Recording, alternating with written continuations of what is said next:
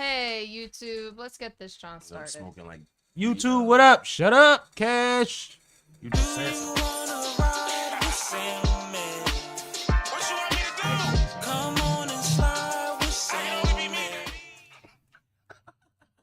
You know I can see you, right, you weirdo? I'm sipping. This is Sippin' with Sammy. I am Mr. Flash, it only the one and only Sippin' with Sammy. Sam Malone, Barstool Rug. If you ain't sippin' with Sammy, you ain't sippin' right. Please get your fucking life together. Damn Sammy, you done fucked up. Thanks, Sammy. Yup! What's up with y'all, man? Happy Monday, happy hour, all that flyness. Hope y'all good. I'm feeling great. If you in the chat, let me know how you feel. Also, please like, comment, subscribe, share if you haven't, or if you can do it again. I appreciate that. Hopefully you brought a friend back with you. We got an exciting night. Great topics. The list is husky. I don't know if y'all was here last week, but it ended a little strange. Then we went viral on social media for that. So shout out to y'all for that.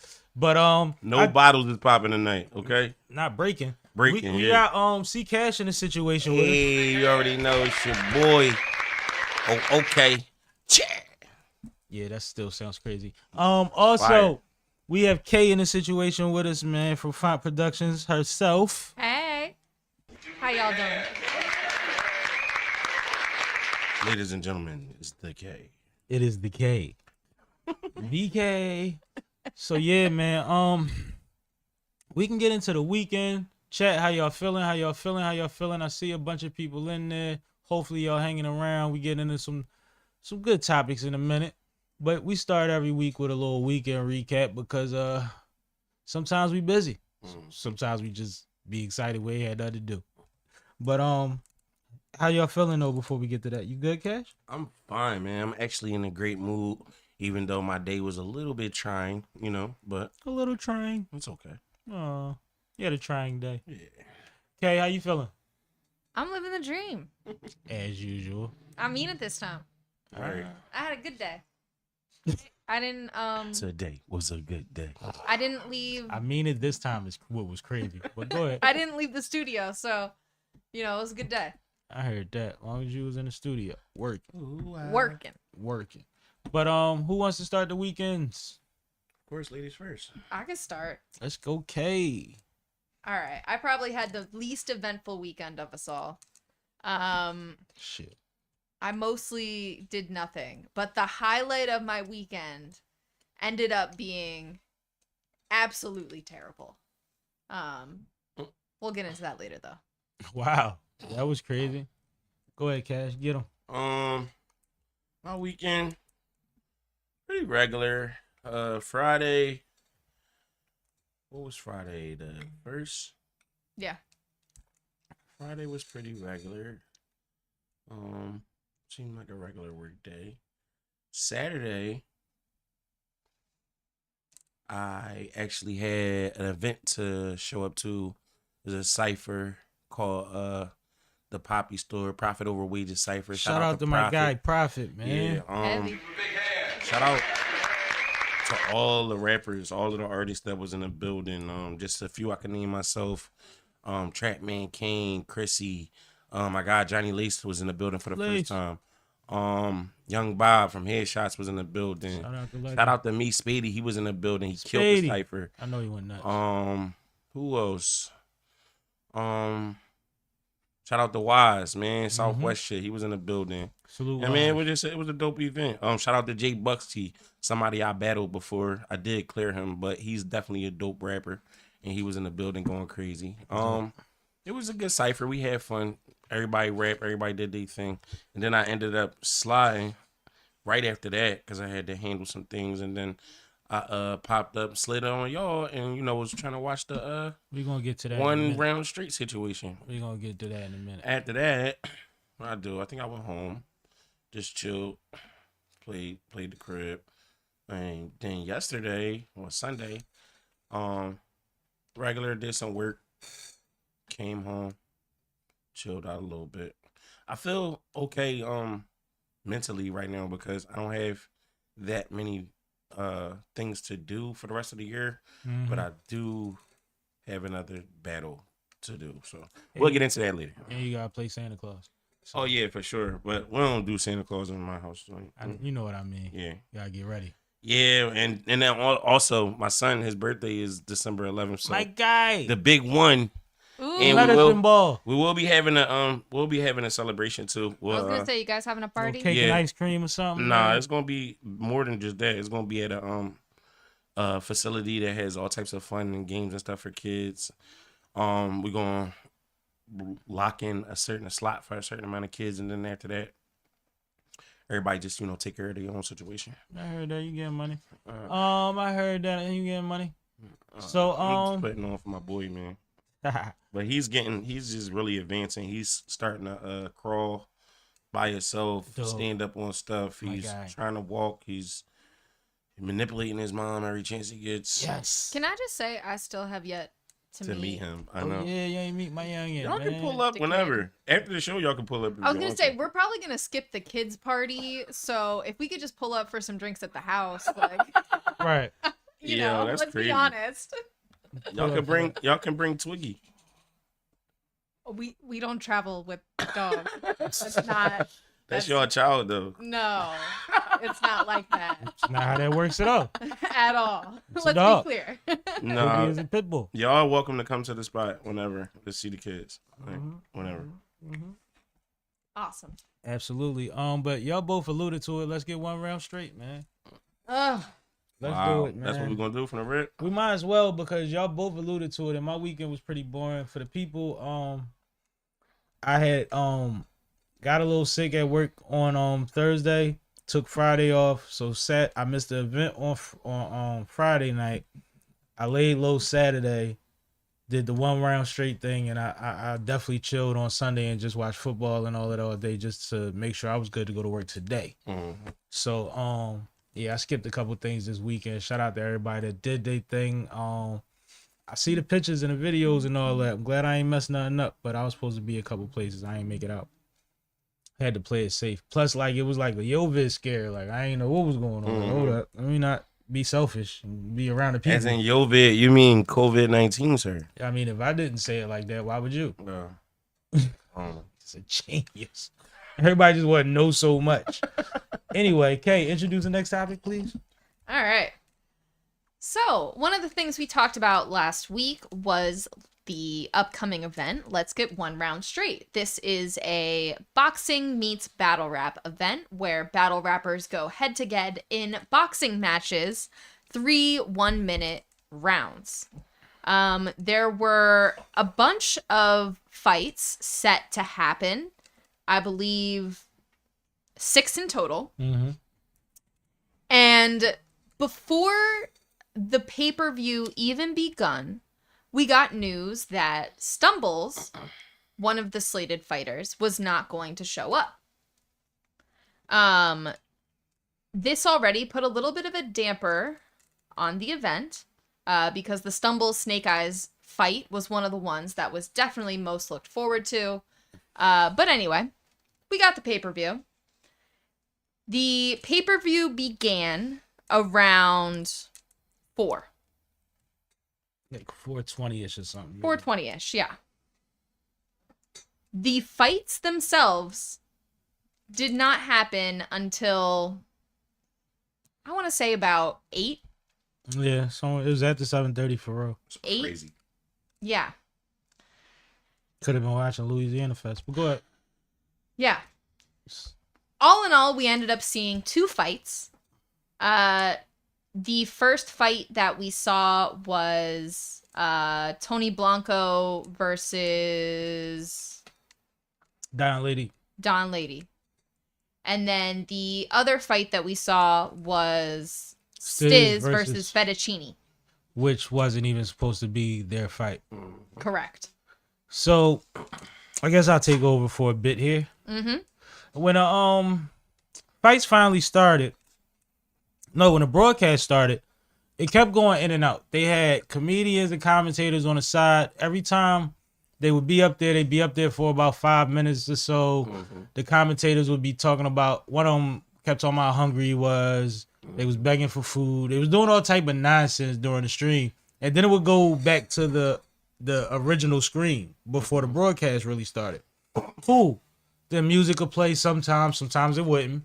Then the stream would come back on and we would see ringside again and we would see the same hungry guy with 4 new people, or 3 new people, and one of the same people. Like, we never really knew what was going on, and they didn't know what was going on. They didn't know any of the battlers by name. They didn't care. At one point, the big boy was, they said somebody name that's popular in battle rap. He was like, oh, whatever, who cares? Wow.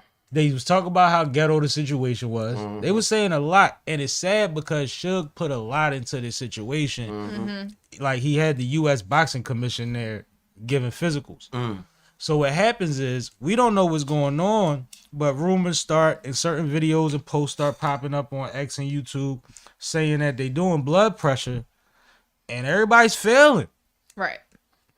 Now, in battle rap boxing, blood pressure would be the first or last thing I'll be thinking about. But I'm booking battle rappers to box. Right? It's either like, I care, or I'm thinking there's no way. Right. So that messed up a lot of fights, and that wound up. That's why we went from 6 fights to 2, minus the fight that didn't happen because Stumbles never showed up for the Steak Eyes fight, which he called out of on the day of, I believe, by text message, which is crazy. And the stream started so late that if he couldn't find a ride to be on time, he still could have been on time. He had a 4-hour window. So we didn't see a lot of the fights. Crazy. I don't know what happened. I'm just making up excuses for somebody. I actually heard somebody say something like that, but I don't know if that's his reason that he didn't text them. Right. You know what I mean? So it was a fiasco. I was very sad for Suge because he didn't even get the fight. He's been training for a long time, prepared to fight. He said he got another fight coming up sooner. What's up? But I did feel really bad for Suge. Like, I don't think that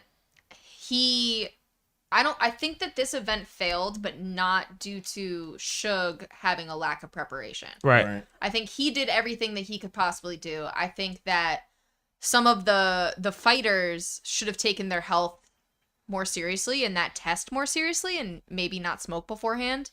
Because smoking does raise your blood pressure. Not just smoking, it's the food. Sweet. The food they eat and stuff like that too. It's a lot, but I mean that's a simple fix. Like we and know blood a pressure. lot of them smoked before that fight. I heard Luke had pepper steak and mac and cheese like the night before. And blood pressure actually, your anxiety and all of that affects that.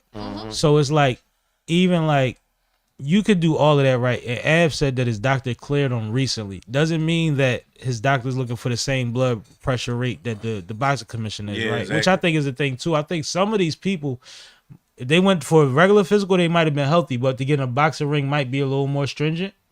Might be a lower number. You know what I mean? But I also think that it's a lot to think that people that have never been, even though they're battle rappers, they've never fought on camera risking their battle rap career. And that anxiety is something they probably haven't felt since their first time on a big stage. Right? So I think even if someone was right, because they even said, who was it? It was one of the young ladies had got hers down to about 8 points away from being able, like they said that the goal was Bonnie. Bonnie got it down. Yeah, it was Bonnie. They was her number needed to be 90 over something. She got it to 98. That's good. But they can't wiggle. You know what I mean? Right. Gotta like, be. there's no wiggle room for that. What can happen if you got too high blood pressure? You could die. Because if you get a Simple. brain bleed from getting hit in the head, which is a very normal occurrence, there's if your blood doesn't clot quickly and your blood pressure is high, you bleed out quicker. Quicker. And we just saw a knockout with headgear on. Right. Shout out to Stiz and shout out to Fetty. I want to say that. Shout out to Stiz for being a gamer. He was with whatever. Shout out to Fetty because I actually heard somebody say that they was offering Fetty everybody. Like, yo, you want to fight Shook? Sure. You want to fight such? Sure. You want to fight Stiz? Cool. They said he wasn't even headed. He just was like, I'm here. We fighting. And I think that takes a lot because when you train for one opponent, especially in boxing, and you're not a boxer, it's different if you like, well, I can adjust. Right. No, that ain't what you really do. That ain't what you do. Right. So I just want to give it up. By the performance, that ain't really what he do. What he do, but you could also He tell. had the heart, though. You could tell that him and Tony Blanco trained because what they did was ill-advised, but it was following orders. They was following instructions. That's why they kept sticking to it. Mm-hmm. Because somebody told them do this. They just maybe like for instance with Fetty, he should have kept his head up and stopped rushing. Yeah. But they was telling him to attack the body. Yeah. So And he didn't know no other way to get inside a 6'3" with gloves on. Right. Right? Because that's different on the street. But that's why you can't just pick up a pair of gloves. But that's why I like that he had enough heart to do no, it. for sure. And he went hard. He got knocked down every round and got back up. He got back up every time. Well, let's not be overzealous. Part of the reason why he got knocked down is because he had like bad footwork. Horrible footwork. He fell one time and he didn't get hit. Boxing that's half of the match is your feet being set correctly and pivoting and things of that nature, and he never really did that well. But that's something that you did see from Stiz in an awkward fight. Yeah, he never got off of his stance. Mm-hmm. Yeah, even at his detriment. Like he took a couple body joints, but it's like, all right, this is weird. Hold up, let me get back right. Well, and I also feel like the size mismatch kind of threw Stiz off a little bit because you could tell he wasn't used to aiming low. It's That's hard the- fighting that's little the scrappy advantage. motherfuckers when you a heavyweight. Like When you you could tell tall- he was used to He's a punching a heavyweight. bag Yeah, or for like sure. or sparring with somebody that's more similar to his size because he was like had to adjust and you could tell that he didn't have the power behind that he's used to. No, Right. because you swinging like this. Especially Weird. especially when you swinging low or swinging short as a taller fighter. I think that he was prepared, but like I was saying, people making it seem like you always got the advantage when you're taller. It's kind of a disadvantage when you fighting a shorter person.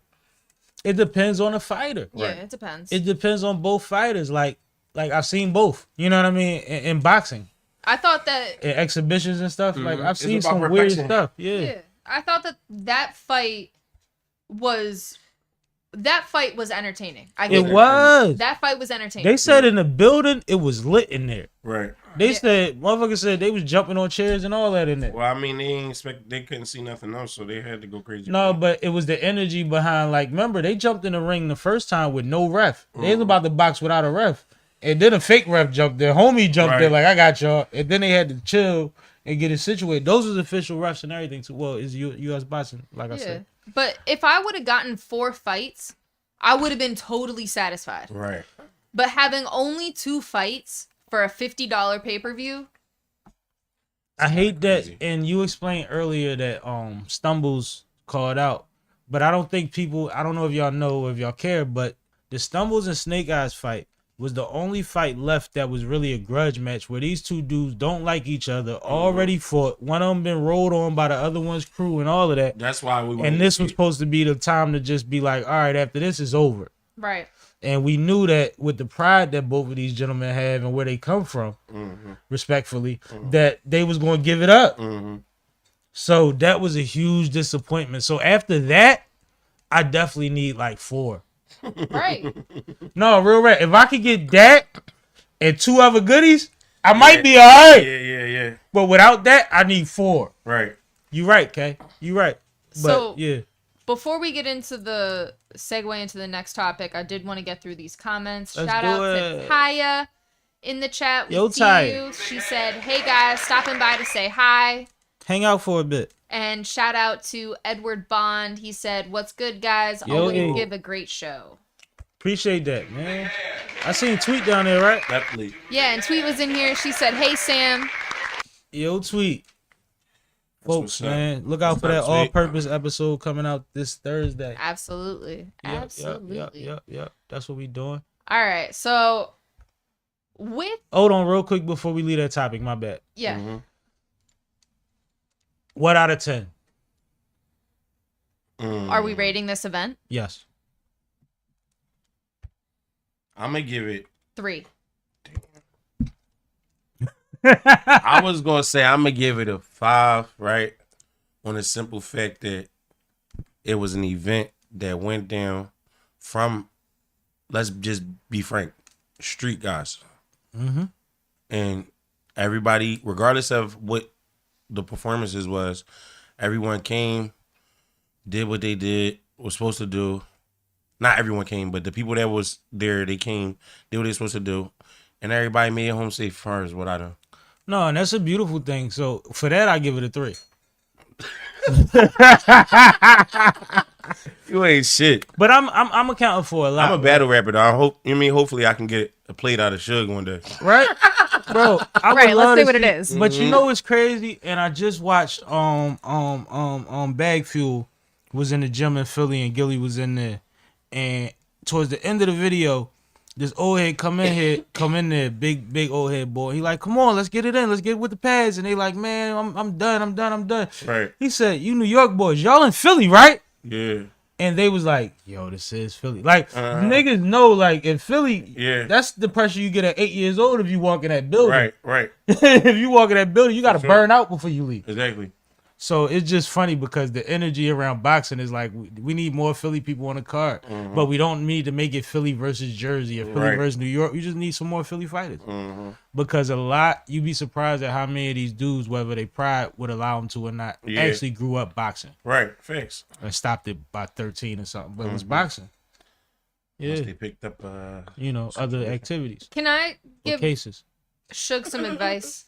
Yeah. So I would say the next time you try to do an event like this, I love the idea, but let's maybe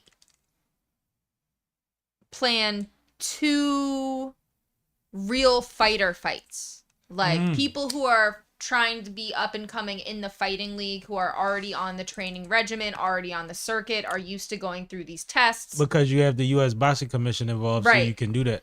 Exactly. And it account. So just get 2 fights that are sanctioned that need to happen on the card, because that's going to bring battle rap audiences to boxing in a new way. Which is what you want. Boxing audiences to battle rap in a new way. And that is going to give you at least 2 fights that you're pretty sure are going to go down. So if 2 of the battle rap fights end up happening, you have 4 fights. That's a legitimate card. Everybody wins. I like that idea. And I think that might be a way to make these events work. Because I love the concept and I want these to continue, and I want to give Suge some love because, like, this is tough. Like, nobody wants an event to fail. He had a heavy undertaking to handle. Yeah. Also, I think for battle rap in general, not just battle rap, events that's based on battle rap, but just battle rap in general and the culture of battle rap or whatever's around it, I think we need to implement something more that the females can directly support. Because it's like, I'm tired of going to battles and feeling like I'm going to visit somebody in jail. You know what I'm saying? It get crazy. Yeah, like, without enough, I mean, sometimes females can be the problem, start a situation. But without enough females in the building, it kind of raises the right tension. Environment invites the right kind of females. Exactly. Too. I mean, yeah, that too. So when you gotta think about all of that when you're going into the situation. It's kind of theory behind Chrome. But go ahead. Yeah, for sure. That's all I'm saying. I think we just need to make it more cool, for females to be involved in things that's based around battle rap and not just like so separated from it, kind of, so to speak. I would have two things.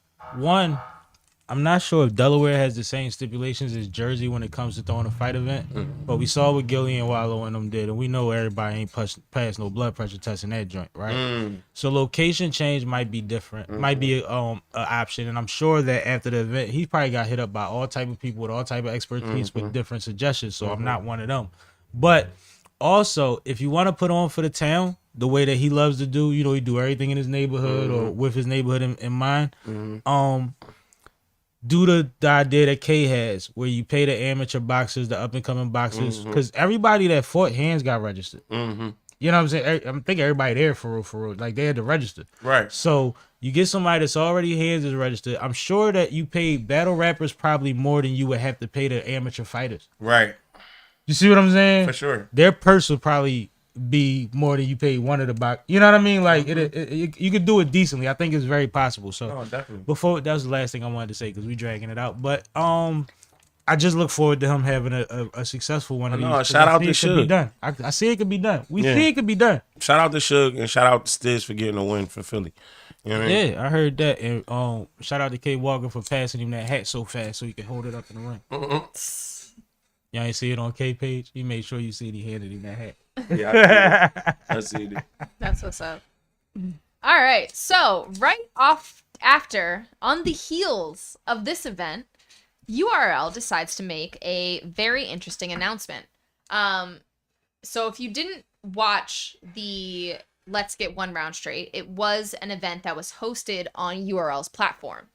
So you had to go $50 per to pay-per-view. URL's page in order to get the pay-per-view. The next day, they announce that URL is going to stop pay-per-views due to too many folks jacking the pay-per-view and making their own profit off of bootlegging, was their response. I saw something about this. It's deeper than that.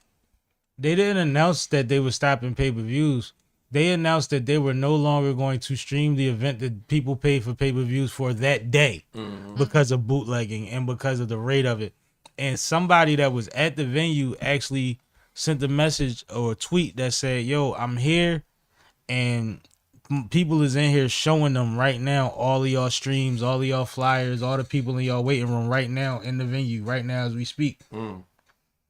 So Smack and Beasley got on camera, which you know they only do 15 minutes of fame. certain cameras, and and Smack only speaks a certain way at certain times. Usually he doesn't discuss direct business. He even talks about the event or on completing an objective, right? You could tell he was a little upset.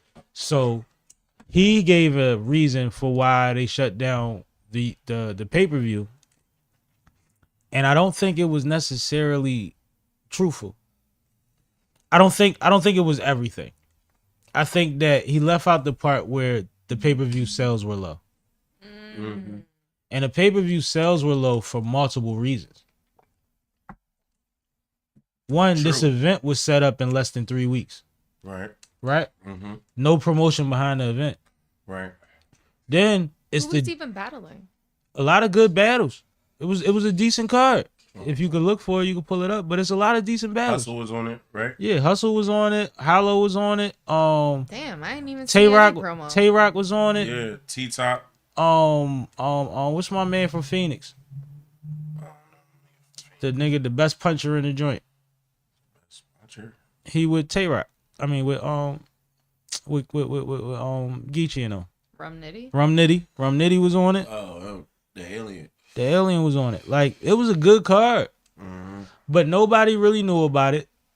URL hasn't really been promoting like they used to anyway. And then on top of that, a lot of people wanted to support Suge. Right. And the Suge pay-per-view was $50 and was frustrating. And also, because of the time, and they were trying to schedule this URL event because they did it with the mayor in North Carolina, that they wanted it to be before the election day, before voting. Right, it was like bars over votes or something. Politics over bars over yeah, something like that. So Excuse me. they rushed it, and then you get a $50 pay-per-view that was disappointing, and then you have a day after pay-per-view that nobody really knows about on a Sunday when it's football on all day. Competing with football is tough. Free football. Right. Free Sunday tradition. Right. I do the same thing. I cook and listen to one of the games, like the same thing. Right. Yeah, that's a bad. That's a lot, yo. So now they saying that they giving it out on the platform, only the app game. So if you pay $7.99 a month, then you'll be able to see the whole thing. But That's crazy. he said, "I'ma just eat that. I'ma eat that." Smack said that. I'ma just eat that. It's cool. Y'all ain't gotta worry about it. Y'all get it for the $7.99 that y'all already pay. It's on me. I'ma just eat that. He not eating that, bro. They didn't make enough off that pay-per-view to support the streaming of it. My thing is, if you was already making money off of the pay-per-view and then you take the pay-per-view away, okay, you don't get bootleg, but you don't make the pay-per-view money at all. But it shuts down the bootleggers because now they in a position where they just sold an event that's not happening. Right. So it's like, I get the last laugh. I control this thing type of thing. But you've also affected your business and you're still trying to figure out a way around this. Like, they was calling lawyers and all of that trying to figure this out, and they didn't figure nothing out. Right. So it's going to be a while, or you're going to just keep using the app for everything. And there's a reason you haven't been doing that. Right. Right? You got Exactly. live streaming capabilities, but you haven't been exclusive to your app. Right. So it's going to get weird, man. It's gonna get weird, but I don't believe he ate that. I believe he had no choice. If I'm being honest, I know too much about business and even about streaming. I don't know about the pay-per-view as much as they do, but no, I don't. Listen, we're gonna keep dropping flags for the next 4 hours on this motherfucker. Right. I'm put somebody in the back room with a computer. Report. All right, let's get away from battle rap and get into something else. So last week, before we ended, we started talking about the Lil Durk situation. I'm scared to talk about it. I think some weird shit gonna happen. All right, let's skip it. No, just play. Let's skip it. I mean, we could do it. What if it was like haunted journalist news and shit? Like, as soon as you talk about this shit, That's I don't even want to crazy. see that picture. It is ironic. Yeah, With the picture, right? that shit like no. Trauma test. Everybody just stop. Just don't do nothing. Don't touch the Listen, table. for the record, right? For everybody, right? These mics is good, right? And these headphones is good, right? And when y'all be seeing me, if y'all watch me on here, I be fried on this joint and I be off the Vassier. You know what I'm saying? So all my natural instincts is gonna be there. You know what I'm saying? When I heard that pop, right, it took me back to a situation. I'm gonna keep it funky with y'all. A nigga had got shot on my baby mom porch. You know what I'm saying? Like, and I was in the living room, bro. You know what I'm saying? When the shit happened, I didn't even know it was a gunshot. I'm looking at her like she running in the kitchen and shit. I'm just like, what the fuck is going on? Next thing you know, her friend hopped in the door and got shot in his shin and shit. You know what I'm saying? So I just be like mentally, I don't know, maybe I'm a little PTSD. I don't know. But if for all y'all that thought I staged it or it was some whole other shit, some weird shit, I was amazed at I just want y'all to know. one of the people that asked was it staged. I was like, word? Like, bro, you Like, don't do that to me. listen, Like, that's a lot to go through for content. when you outside, That's bro, risky as hell. We ain't got that budget. Right. like I'm outside. Like I ain't actively in the streets, but I'm outside. Like I frequent certain areas that get mixy. Shit happens. So when I hear shit, I don't just fucking just be chilling. Like I assess the situation. And that's cool, but can we get to the You know what time? I'm saying? That's all. I just wanted to say that. Nigga, that been on his heart. They been grinding him up. No, they ain't And been the grinding me crazy up. is- Niggas was giving me props for it. Somebody said, Magic said, I thought you, he said, I'm surprised you ain't up that shit. I said, oh my God. See what I'm saying? On The shit live. you want to repeat on live.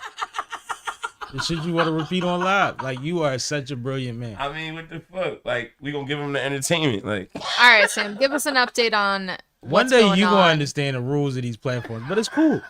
It's cool. It will take for you to care. with. What'd you say? Give us an update on what's going on with Durk's indictment. I haven't gotten no updates on Durk. I still know the original what was going on last week. And I don't, you know any updates on Durk? updates. Or you want to just keep talking about you? Nah, I mean, as far as updates on His case was going his on. case, I believe he doesn't have a bond. I believe he they're saying he was a flight risk because he took out like 3 different out of state flights. Yeah, out of the country. Yeah, and somebody also said that he had prior knowledge to someone being cooperating within the crew. So Yeah. I'm up to date on all other that. than that, I haven't heard anything. I've heard that he's supposed to plead not guilty and fight and actually go to trial. But as far as the flights, his lawyer tried to chalk that up to that was his way of finding out if he had warrants because he thought he had warrants. But you know, whatever. And so, Cash, what's up with these DMs that have resurfaced recently Yeah, so I between him and Quando I Rondo? seen some information that basically said Quando sent him a DM. Basically, I don't know. So you like, all right, so when I see situations, I equate them to my own mind as far as like what I may do or wouldn't do or what I may know of somebody else possibly doing.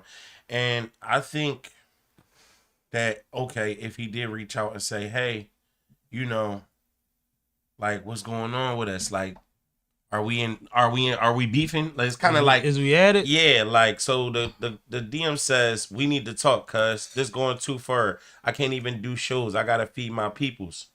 Then a response from Durk, they saying it says stay safe. He says, then Quando says, come on, cuz you know me. I ain't fearing bleep, but we could bleep this. Bleep the social media, bleep. Let's talk this out in person. No one else, just us. Then it says that Durk says, do a show. You good, folks. 100. So Quando says, don't believe that, big bro. What you on? What's your number? Call me. Durk says, like I said, stay safe. And then it says, I'm ready for whatever. I think that's from Durk as well. And then it says, we can talk, bleep out, It's or cool. it's We whatever. get the gist of it. Because I want to get this, got me losing money. Like, so basically he's saying, like, it looks like Quando was trying to, like, you know, come to like some type of stop with the drama, the beef, whatever they had going on before.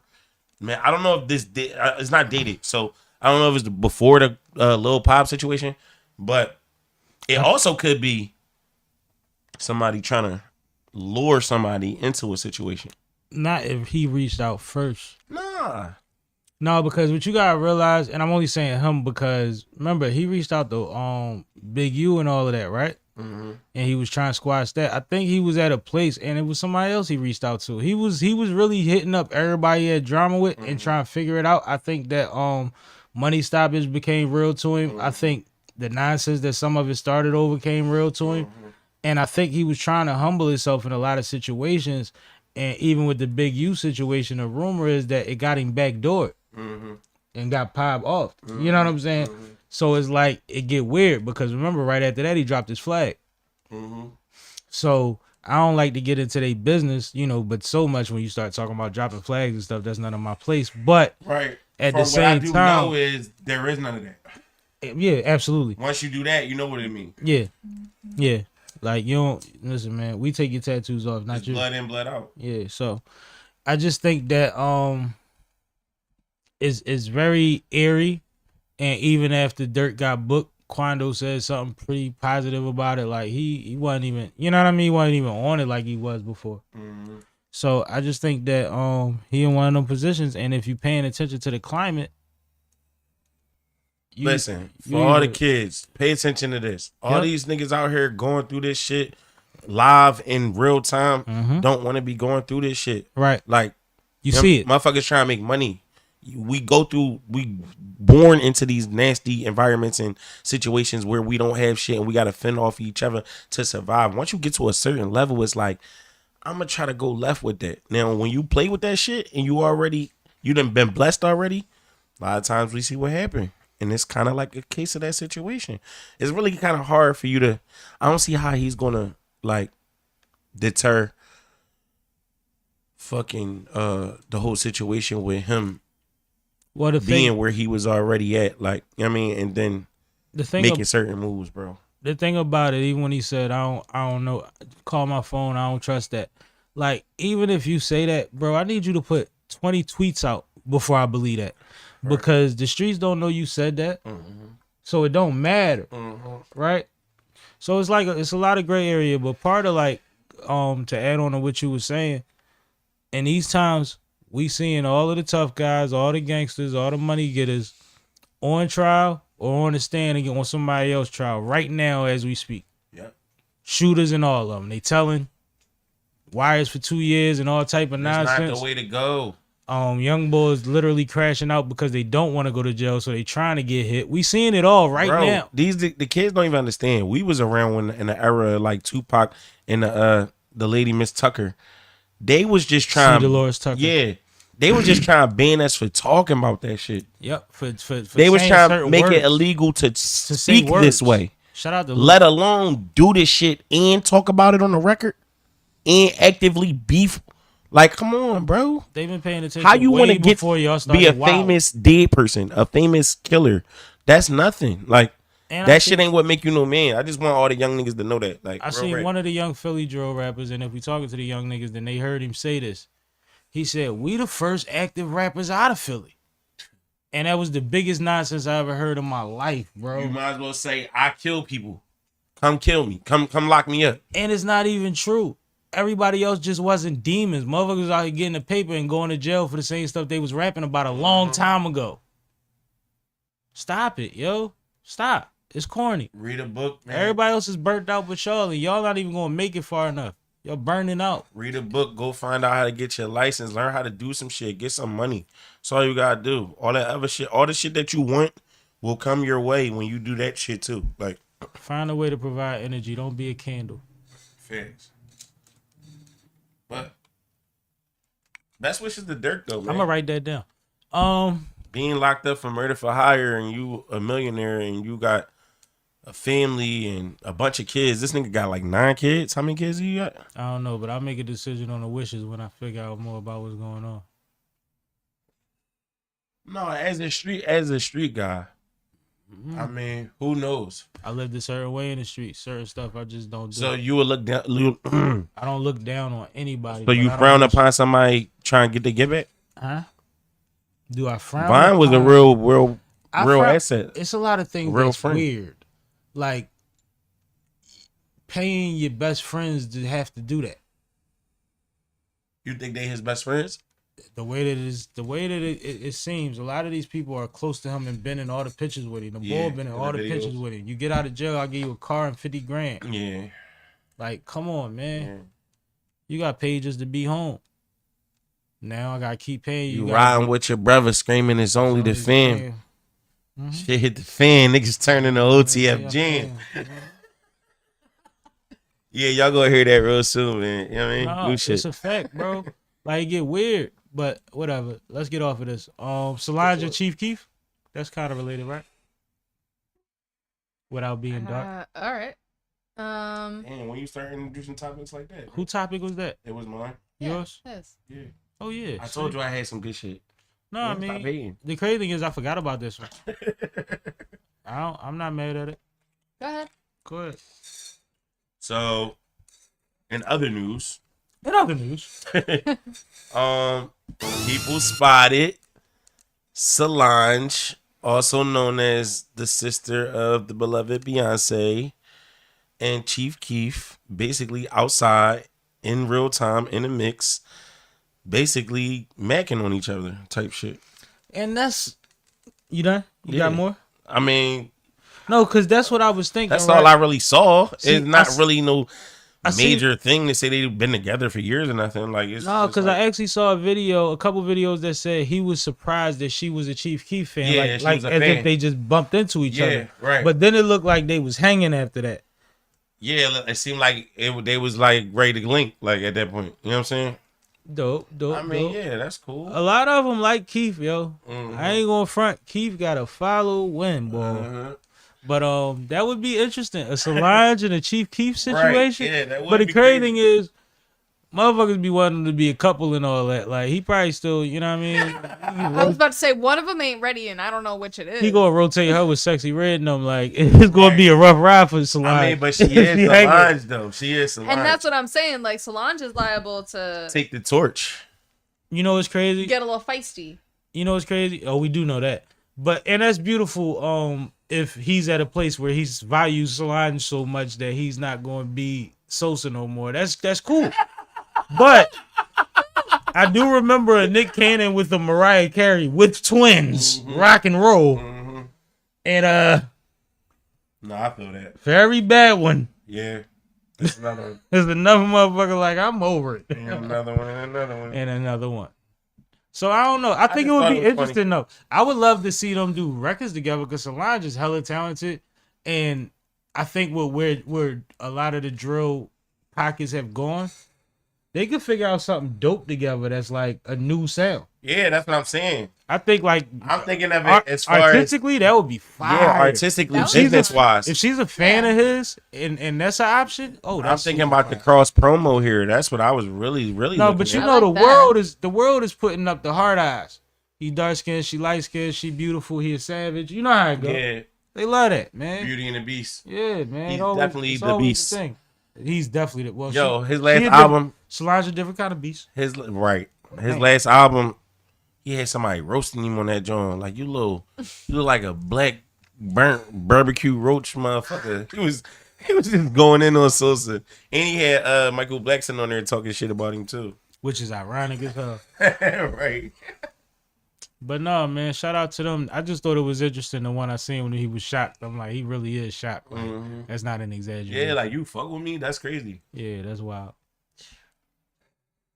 That's how I beat on opposite the track. Any other input, Kat? No. Let's move on. Can we Alright. do this real quick? Okay, would you listen to that track though? Yeah, I would listen to that track. Right. Dum, dum, dum, dum, dum. Can we do Quincy? That's what I was about to do. Dum, dum, dum, dum,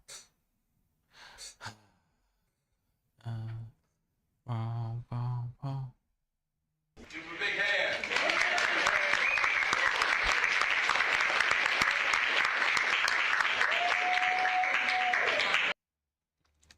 I thought that'd be a little better than a moment of silence right now. Mm-hmm. You know what I'm saying?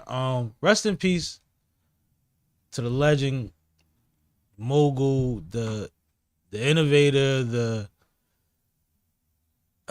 You gonna run out of words, bro. No, he been a puppeteer of 5 different generations of entertainment. Mhm. Right. Right. Big facts. Like, it's just so ridiculous when you think about what he's covered, what he's accomplished, how we know Will now. Right? And it's so whoopee. Like, it's so many stories. Roots.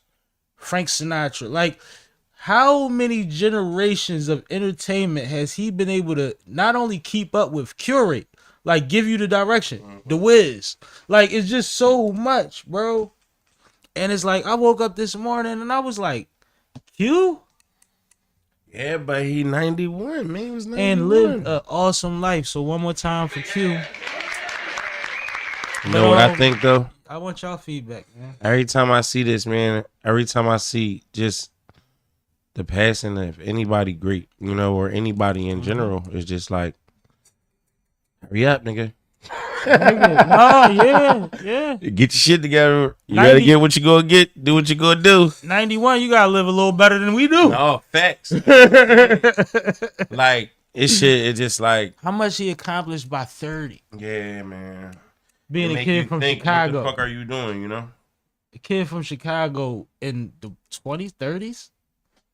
Yeah, he probably was Man. 16, yeah. Amazing, yo. A phenomenal. I still remember borrowing my mom's Q's Juke Joint CD. He had put out like a soundtrack or collaborative project with all these different people, had rappers on it and all type of stuff. Like Queen Latifah and them was on it. I think Kane was on it. You like mixtapes? And it was a vibe, and it was a real album. I think it was a double CD, and I remember that used to be one of my favorite joints. Like, and I was a punk, not a baby, but I was young as hell. And my mom used to be like, "You like this?" It was a vibe. Like, he's been one of them for a long, long time. Kay, Responsible for damn near everything, bro. what do you think, Kay? No, I mean, the world lost a legend for sure. 100%. I mean, his legacy is going to live on forever. Nobody can take that away. Understatement. And, you know, prayers to his family, all of his collaborators, everybody who's going through it right now, I'm sure. But he did live an amazing life. And, you know, for somebody who came from his background, like you were saying, to be able to achieve everything that he did accomplish in his life, that's incredible. So, yeah, rest in peace and shout out to Quincy Jones. Yeah, man. Rest in Yeah, peace. man. So many stories. I don't even want to get into it, but like, amazing person. Go watch his doc. I think it came out 5 or so years ago. It's still up. Go check it out. You'll learn a lot about the man, the legend they call Q. And it's crazy because, and this is, I'll end with this, he's been honored or at a lot of award shows and red carpets and things like that. And you want to talk about smooth from beginning to the end of his run, Right. player. Fly. Auto will be like, "Oh, Q still look good." Yeah. Like, you know what I mean? Fly He as one shit. of them, man. Yeah. salute to you on your fly shit only journey too. I think that's awesome. He done gave looks like that picture right there is crazy. Crazy. Crazy. He probably got on a ticket. Man, listen. Right They probably paid him to wear it. Right. Facts. That's cute. Facts. It's the guy. And he is the cab driver at the beginning of Fresh Prince of Bel-Air for y'all that didn't know that. You didn't know. Yeah, that's Quincy. That's crazy. I didn't know that. See? Fun fact. See? Big money in his bitch if you didn't know. I be having him. Rest in peace, Quincy Jones. Man. Absolutely, man. Such a gentleman. Awesome. All right, where you guys trying to go You next? can only imagine one to have a career as prosperous as that, but to help as many people during it. Yeah, exactly. But let's get into You know what? I got something. whatever K wants. All right. That's what I was going to say. Perfect. All right. That's cool. Whatever. Whatever. So, did you guys hear anything about this Russia versus YouTube situation? No, this is why we have you. Okay, Because so every week you do this shit. Russia, It'd be good joints. I don't be knowing. Russia created a lawsuit and settled it against Google, who is the parent company for YouTube, and they were fined 20, I think it's decabillion, but it's a hell of a lot of zeros, to the point where the amount is actually more than the global GDP. From YouTube? From Google? That's what the lawsuit is over. So remember when Russia started to invade Ukraine and there was this reaction from all of the tech moguls to pull Russia off of their sites. Yeah. So Russians and people who have not proved otherwise anti-loyal to Russia have not been allowed to stream or be on YouTube for a very long time. Wow. And Since- that's a global right, huh? Right. Like that's crazy that it even matters. Right. So Russia has decided that they are owed this 20 decillion, that's what it's called. A decillion, 20 decillion, which is 20 with like more than 20 zeros. Crazy. Yeah. Fine in response to this lawsuit. And so obviously, since this is more than the global GDP, nobody expects that this is actually going to be paid. But the fact that Russia is doing this, even as a symbolic gesture, is really, really interesting.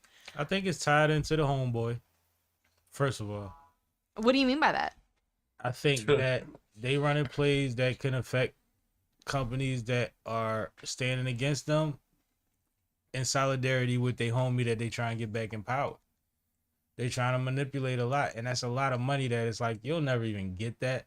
But at the same time, if I'm YouTube and Google, I already asked my lawyers what I'm doing before I did it. So I don't know what y'all want me to do. I got $1 billion in legal fees. Have at it. Right.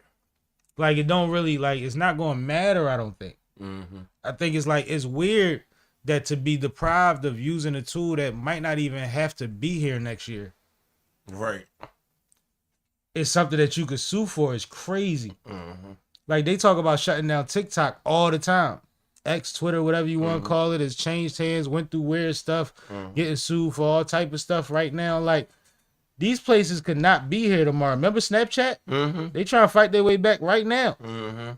Facts. Like, and I know YouTube is a big thing, and I know Google is the biggest thing, so it's not even like that. But what if they get bought by a parent company tomorrow when now everything changes in the structure of it? It's not a right. Yeah, exactly. To where you could just sue me because y'all wasn't able to use it. Yeah, like, so what? We created our own YouTube. It's on the joint. Your work network. Why can't Russia? Right. That's crazy. Y'all have more restrictions than us over there anyway. Build something that restricts all that stuff from the gate. Like, I don't even understand that. Am I off base with this cat? No. No. Because you know the business, so I don't want to be ignorant, but it just sounds weird. It sounds like how all of the Republican situations is becoming lawsuits right now, right before the election, just to put lawsuits out. I mean, the issue, and here's the issue with your last sentiment about like Russia creating its own thing. Russia is trying to separate itself from places like North Korea, where North Korea absolutely would just create its own thing and only allowed its citizens to post on it and keep it just totally contained. Russia is still trying to absolutely be a world player. And to be a world player, you have to have access to the channels to reach the masses. They're fighting against the United Nations right now. They're fighting against the US in a digital warfare. Absolutely. In real time. Yeah. They just proved something last week. That the deep fake video they sent regarding the election. Yeah. Like, it's just crazy that this is an entitlement for somebody that don't want to play along for nothing else, but I need y'all media. No, and I mean, it's going to be... like, that's what you want is the media? At the end of the day, how does this... We're all assuming that this is symbolic, but in Russia's mind, how would they enforce this? I think this is... Would they storm YouTube's offices here on U.S. soil? We've seen in other countries, networks get taken over. That's a real thing by militia and stuff like that. Not in U.S., but we've seen it before. Mm-hmm. And that's what I'm saying. Like, this is opening up another avenue, another can of worms for Controversy. U.S.-Russia interrelations. Mm-hmm. I don't like it, though, because it sounds corny and petty. It's like you got bigger fish to fry. Right.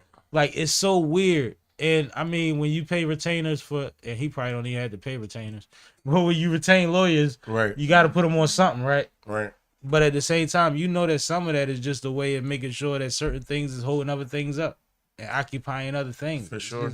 You burning out other people's resources, which is done through law all the time. So it's just weird, man. I didn't know about it. I'm glad you brought it up. I'm going to see if I see anything else about it, though. Absolutely. Shout out to Cartega's Corner. Here. Yo, CCASH, boy. what up, my guy? What's up, my guy? Yo, you was cooking versus fucking Chef Trez, bro. I watched that shit the other night, bro. Keep doing your fucking thing. Who that? That's Joe Cartega, man. OTR and shit. Yo, boy, what's up with you? I just wanted to salute the right person. Mm. That's all. Where are you trying to go? Y'all want to talk about Drake versus Demar? Yeah, let's get into it. Let's get What's up with the into ball? it. Yeah, this is an interesting... It's more of the same, sadly. It's just like wishy-washy shit. Like, No, it's not wishy-washy. no, you just was backing down from Kendrick. Then you dropped. They had a picture of this man with ballies in his hair, and like some other girly shit, some weird shit, like a one. He's piece. making a weird face, too. Then, He been doing all that shit to himself, though. Them then- been selfies. Then you on a sideline cussing out NBA players, bro. Who are you, bro? He's on the broadcast talking crazy and Crazy admitting that he on drunk the off commentary. vodka. Talking So- about he'd tear down his like, yo. He was Let's wrong. introduce the topic. So, You got it? you do it. Okay. So, the Raptors played against... He's on the Kings, right? Yeah. Yeah. Yeah. Sacramento Kings. And... With De'Aaron Fox, right? Yeah. My guy. I Yeah. love Fox. He's a fucking animal. Yep. And they were I wish he in kept the hair. Toronto. And of course, Drake goes to the game. And this is the night that they retire Vince Carter's jersey. Yeah. Salute to Vince Carter, man. Absolutely. Congratulations. This is the first player retired from the Toronto Raptors franchise, which, if you don't know, is a fairly new franchise due to a recent expansion over From 20 years what ago. other team was it? What was the name of their team? It was Vancouver Grizzlies. Yeah, And I remember. Memphis. Because I used to play with them on NBA Live on A lot City. of players didn't even want to play in Canada because they didn't want to pay the extra taxes for a losing team. But go ahead. So, DeMar DeRozan, who used to be a Raptor, is great now one. on the Sacramento Kings, who are the visiting team. And he is originally from Compton. And during the Not Like Us pop-out concert, when Not Like Us was playing, he went up on stage. Stop. Switch the camera. And, was part of those Kendrick Lamar festivities. So, him being an ex-Raptor... He got a couple walks off. Him being an ex-Raptor, he's definitely had plenty of interactions with Drake, because Drake is known to be on the sidelines of Raptor games. So this game, when he comes back to Toronto, Drake did not give him a very warm welcome. Drake was on the sidelines. He had a couple of drinks by his own account. And in talking to the broadcast, specifically said that if they put up a Demar banner, he would take it down himself, along with a few other comments. What'd you guys think of this situation? Man, that nigga a bitch. He's a sucker. Like, he's such a clown, yo, and it's such light skin behavior, and it's crazy because the world is telling you being light skinned and you still being light skinned. Like, stop doing that. And you standing next to Chubbs, and I know that I'm pretty sure Chubbs know how to work with the hands, but he's not a professional athlete, for one. Right. Two, that's sucker stuff. Even to do that on a national broadcast, you blaming it on the alcohol. You made up a question to say that you would take his banner down. He didn't even ask you that. Right. He said, was that the question? No. Right. And then if you peep, the other broadcaster played him because he started naming the other players. He said, his statue's coming next. Oh, he was saying to Drake, what you gonna do about his statue then? Yeah, exactly. But he said it real slick. Up the inning. Yeah, he said it real cool because he named Kyle Lowry in him. And he said, shout out to Kyle. Remember when he said that? Mm-hmm. He's saying the statues is coming next. So if Kyle gets a statue, you think DeMar DeRozan don't probably get one? Right. Like, what you gonna do to the statue? That's it was crazy. so weird. And then you whispering, fuck out of here, pussy. And it's like, bro, you know he ain't hear that, dog. Mm-hmm. And you know he got on an NBA logo on his shirt right now, but you know the way to his locker room. You got access to his locker room. You know where the cars is parked. Mm-hmm. We ain't hear no rumors about nothing about the vehicles. Mm-hmm. You look like a nut. That's because you Drake, but why even act like that? And even Charlemagne said it the best this morning, because this is what I was thinking. Every time something comes up from this dude, since he clearly lost the battle, for the people that was fighting for him, every antic afterwards, he makes it harder to fight for him. Right. Because he's acting more and more bothered every day. Everybody was saying, even the people that admitted that they didn't want him to win, said, but Drake will be all right. He gonna make another banger right after this and be right back on. He done put out a bunch of music and nothing happened. Right. He put out hard drives, nothing happened. He got 2 days worth of media. No, real rap. I feel you. Like, if you put something on your page right now, like you recently put the joint from when we had the listening session for the project, they gonna talk about it on your feed for more than 2 days, bro. Right. He get mass media. That shit went away. That's crazy. It was like, yeah, you know he jumped 110 gigabytes. Yeah, I watched some of it. It was cool to see him in the studio. It was nice to see him with his mom. You see what he said about such and such? 2 of them songs was cool. Nothing else. That's how it went. So now you just being weird, yo. You keep being weird. And you know, like I know, because K kind of doesn't know, they did fancy themselves friends at a certain point. Yeah. But DeMar said before, I'm riding with where I'm from at all times. And 2, he really from that. Right. So the same way that there's people that might get uncomfortable about you when they see him, it's vice versa. Right.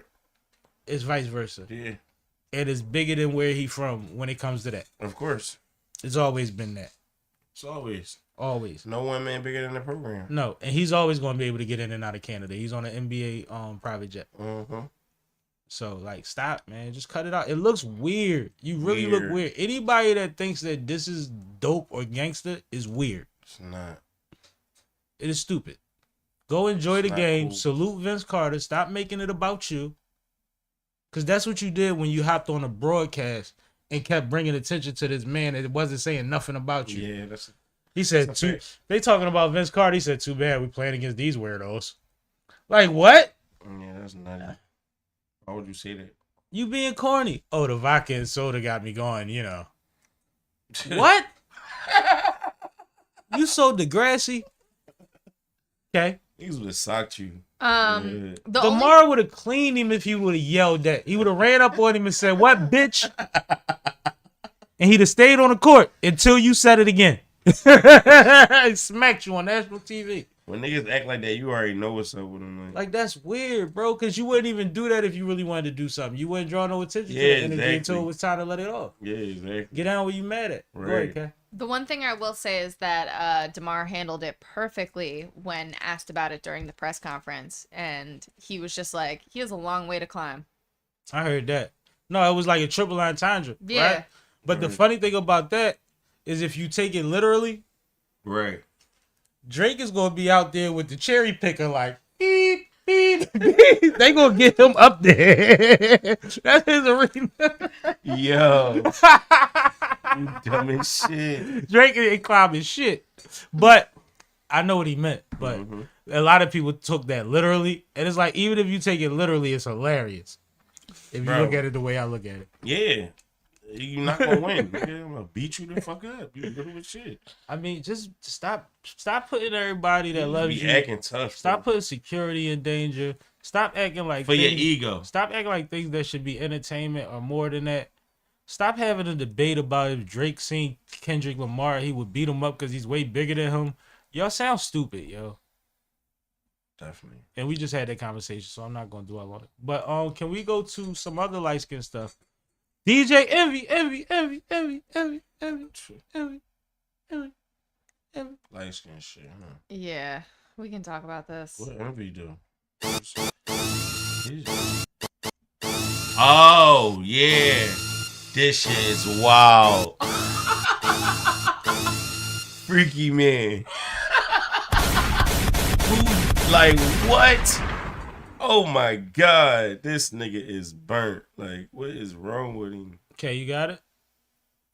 Yeah. Yeah, we gotta let her do it so it can be formal. Yeah, cause we just gonna flame. oh my goodness, we need right. direction. We just go Stupid dickhead. Right. Why the fuck? Go ahead. Kat. Halloween was last week. And I had a whole other topic to cue us up for this one, but we're here, so we're going to do it. Oh, my bad. I had a good transition, though. Yo. So, DJ Envy has a full van of kids with his beautiful wife. Beautiful family. Beautiful family. Undeniable, great family. And, of course, you knew that they were going to do it up for Halloween. They wear matching outfits every weekend Yes. for the last 20 years, 12 years. So, yeah. And I'm not sure exactly what the theme was for this Halloween. I know what it was. Go ahead. Crush what was on it? You. The Lul Okay. Tim and Lil C's video. Okay. The reenactment. Anyway, one of Envy's daughters, who is very young, 8.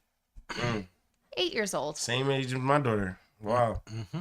was dressed as Lil Kim in this video. As you can see in the image, which I feel crazy even having on the screen. A lot of people wouldn't even use it. They were scared. So, of course, once this was posted on the internet, because not only did she wear this costume, they filmed some sort of like reenactment thing and posted it, which of course brought DJ Envy tons of backlash on the internet. You need to leave. So let me just start with the obvious question. What do you guys think of Envy daughter wearing this type of costume? Oh, my bad. Wrong button. Huh? Can I go first? Because I got a kid and a daughter. That's 8. Yeah, I'm just Kat, saying. please. First of all,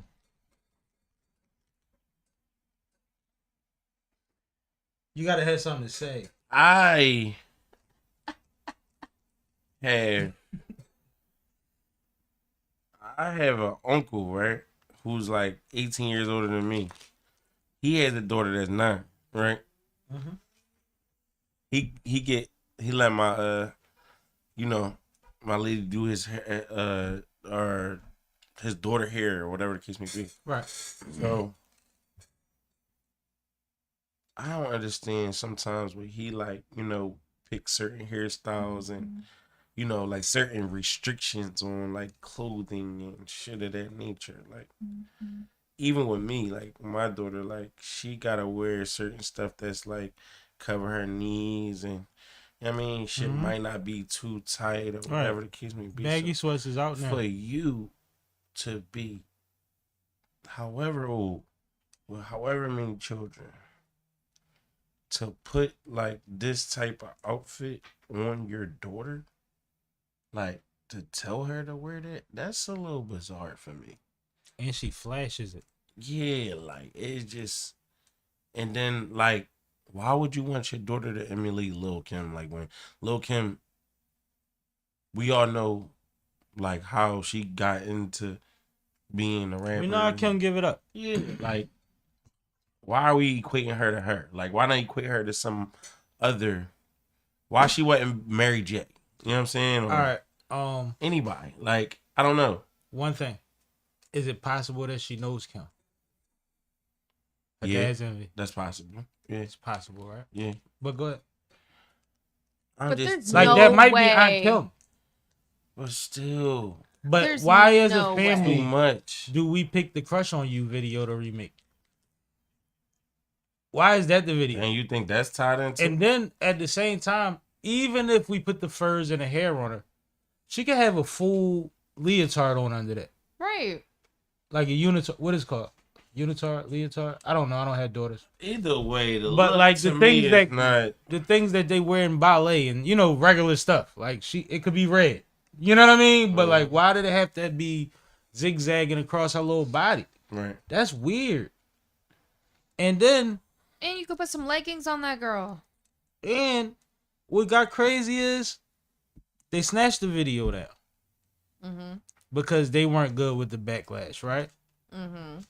The next morning, Envy puts out a video on his Instagram of him opening his front door, looking like he's scared to run out the door in his robe, running out and grabbing a paper and run back in the house. And it says, "What do y'all fake care about today?" Bro, you took the video down. And what does fake care about? I bet you want to dress it on the show. Right. On Breakfast Club. I've been waiting. He ain't say nothing, did he? No. That's an epic fail, bro.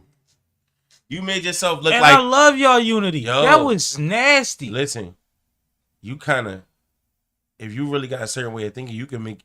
It could be led to believe that he into some different type of shit that we ain't even know he was into. And even beyond that, like we don't even have to go dark, right? We can go with that he's so naive that he doesn't realize the audience that you're opening up your children to is bad enough that it's not bad enough. It's cool enough that we see them all the time. Y'all got your bathing suit pictures, y'all doing y'all beach thing. It's cool, that's regular. But this is a young 8-year-old imitating Lil Kim in a legit Lil Kim outfit. Crazy. Like, it's scary that he's that naive. And a lot of people have been attributing it to Envy as a father. I don't think y'all realize he doesn't pick the themes. He doesn't order the costumes. He doesn't go to the fittings. This was all his wife. That's crazy. And nobody said it yet. But G. And he's Envy. Yeah. Queens. I'm just saying. Right. Kay, am I bugging? No, not at all. As a woman, and you watch their dynamic, Yeah. they have a podcast, they have a book, they're on air together multiple places. Am I bugging? No. Especially after the apology tour, she runs everything. This is a legit G move. All right. So now let's pinpoint that. Gia Casey. Let's pinpoint that, right? How the fuck do you? So you was cool with it, or she G? Like it was really a G move. Like I don't care how you feel about this, we doing it. He might have been apprehensive about it. She may have convinced him, and that might be part of the reason the video came down so soon. Unless they were advised professionally. because they like to stand on nonsense sometimes. Like, even till this day, up until recently, Envy used to try to be devil's advocate about everything political, and all it sounded like was, you're giving us what Fox News said. Right? Until the political situation got to a point where it was like, no, you need to be on the right side of history. Which is what I don't think a lot of people realize about why so many stars are standing next to her, is because in the past, you risk half of your audience, especially nowadays when we know it's 50-50 in the country, right? You lose half your audience standing next to a candidate. Now you need to be on the right side of history. It's a different weight. I need to say something. If I don't say something, they're going to come at me as one of the people that didn't say something. Right. It's different now, yo. So I think that, like, how his house run and a lot of the times where he gives alternate opinions, it's Fox News or Gia Casey. A lot of the time. Devil's advocate don't come from his brain. It comes from his discussion and what he was sent to do. I can't knock nobody else, but I would never do no shit like this. I'm just saying. I mean, if I had 8 kids and was scared to death to lose everything, I might slip up, but I wouldn't do it this way. And I'm a baby girl. Baby girl is just like, it's so scary to me. Like, I just know too much, and he knows a lot. That's why it's like, it feels like it gotta be one or the other. Don't you look up information and shit like that? Bro, shit comes to you, shit that you don't want to see because you look into so much shit. Right. It's like, come on, bro. You click on one video or something. That made me look at him different. Like, you know what I mean? I've been looking you at ever it seen the same somebody way for a long time. Nah, I mean, niggas be on there talking that funny shit and shock value shit and all that, and that'd be like, but that, it was just like, who you just are exploited your daughter, and you did it so much that you snatched the video down, and then you put out something being an asshole and being light skinned, as opposed to addressing what just happened. He didn't put up a joint that said, you know, we thought that in the interest of whatever. He put out what y'all fake care about today, bro. Do you know you are a part of the rumor report? Yeah, like you know what the fuck we did. You know that sound crazy. And half the time, you not the one saying you don't care about what everybody talking about. You trying to engage, and Charlemagne is saying, why are we talking about this? Who is this person? Why is this important? A little less nowadays because Lauren LaRosa gets it. But, you know, whatever. Now I'm on a tangent. Yeah, but that shit wasn't cool, bro. Bottom line. It's weird, bro. Especially This now. nigga's We in tuning up to baby this. oil days, and you doing weird shit, bro. That's what I'm saying. Like, right now, you gonna do that right now? And I know Puff is your boy and you love defending him, which is cool. Or you can give devil's advocate to that, but not after you keep doing weird shit in your own life. You're gonna start changing the fucking perspective. People gonna start pointing the camera the other way. Whoa. Right. Bring him in for questioning. He already was up in that other shit with the bull. Bro. That scandal shit with the money and all that. Yeah, with the fat boy. What's his Spanish name? boy. Yeah. Come on, man. New Jersey flipper. New Jersey something. New Jersey trapper. What was it? New Jersey something. Yeah, but then now I ain't really know him like that. Like, bro, why was you investing all this money and getting a free promo on the biggest platform in hip hop history? Right. What are you talking about? All right. Let's move on from Envy. Niggas act dumb when it's about them, right? Man, he got good lawyers. Continue talking about some Halloween stuff. So every year Google releases a trends in terms of costumes that were most searched for that given year. And I'm not going to sit here and go through the trends. What I am going to say is it made me realize I'm very disconnected from what middle American folks are searching for. Is this only middle American people, or is this all you going to attribute it to? You can narrow it down by location. Oh, okay. About to say, don't be like that. That was no, weird. there's a map. There's a map. You can narrow it down by your region. The Philly ones made sense to me. There was Michael Myers on the list. It was I forget the other ones. Hold on, I can pull it up. I saw a report of somebody getting their leg chopped with a hatchet by somebody in a Michael Myers mask this Halloween. No bullshit. Why y'all looking for that? Can I say this? I don't know about everybody else. Maybe I'm just being a party pooper, right? Maybe this is just my. You gonna tell them how you was a Teletubby this year? No, my spirit towards Halloween is I never really celebrated it.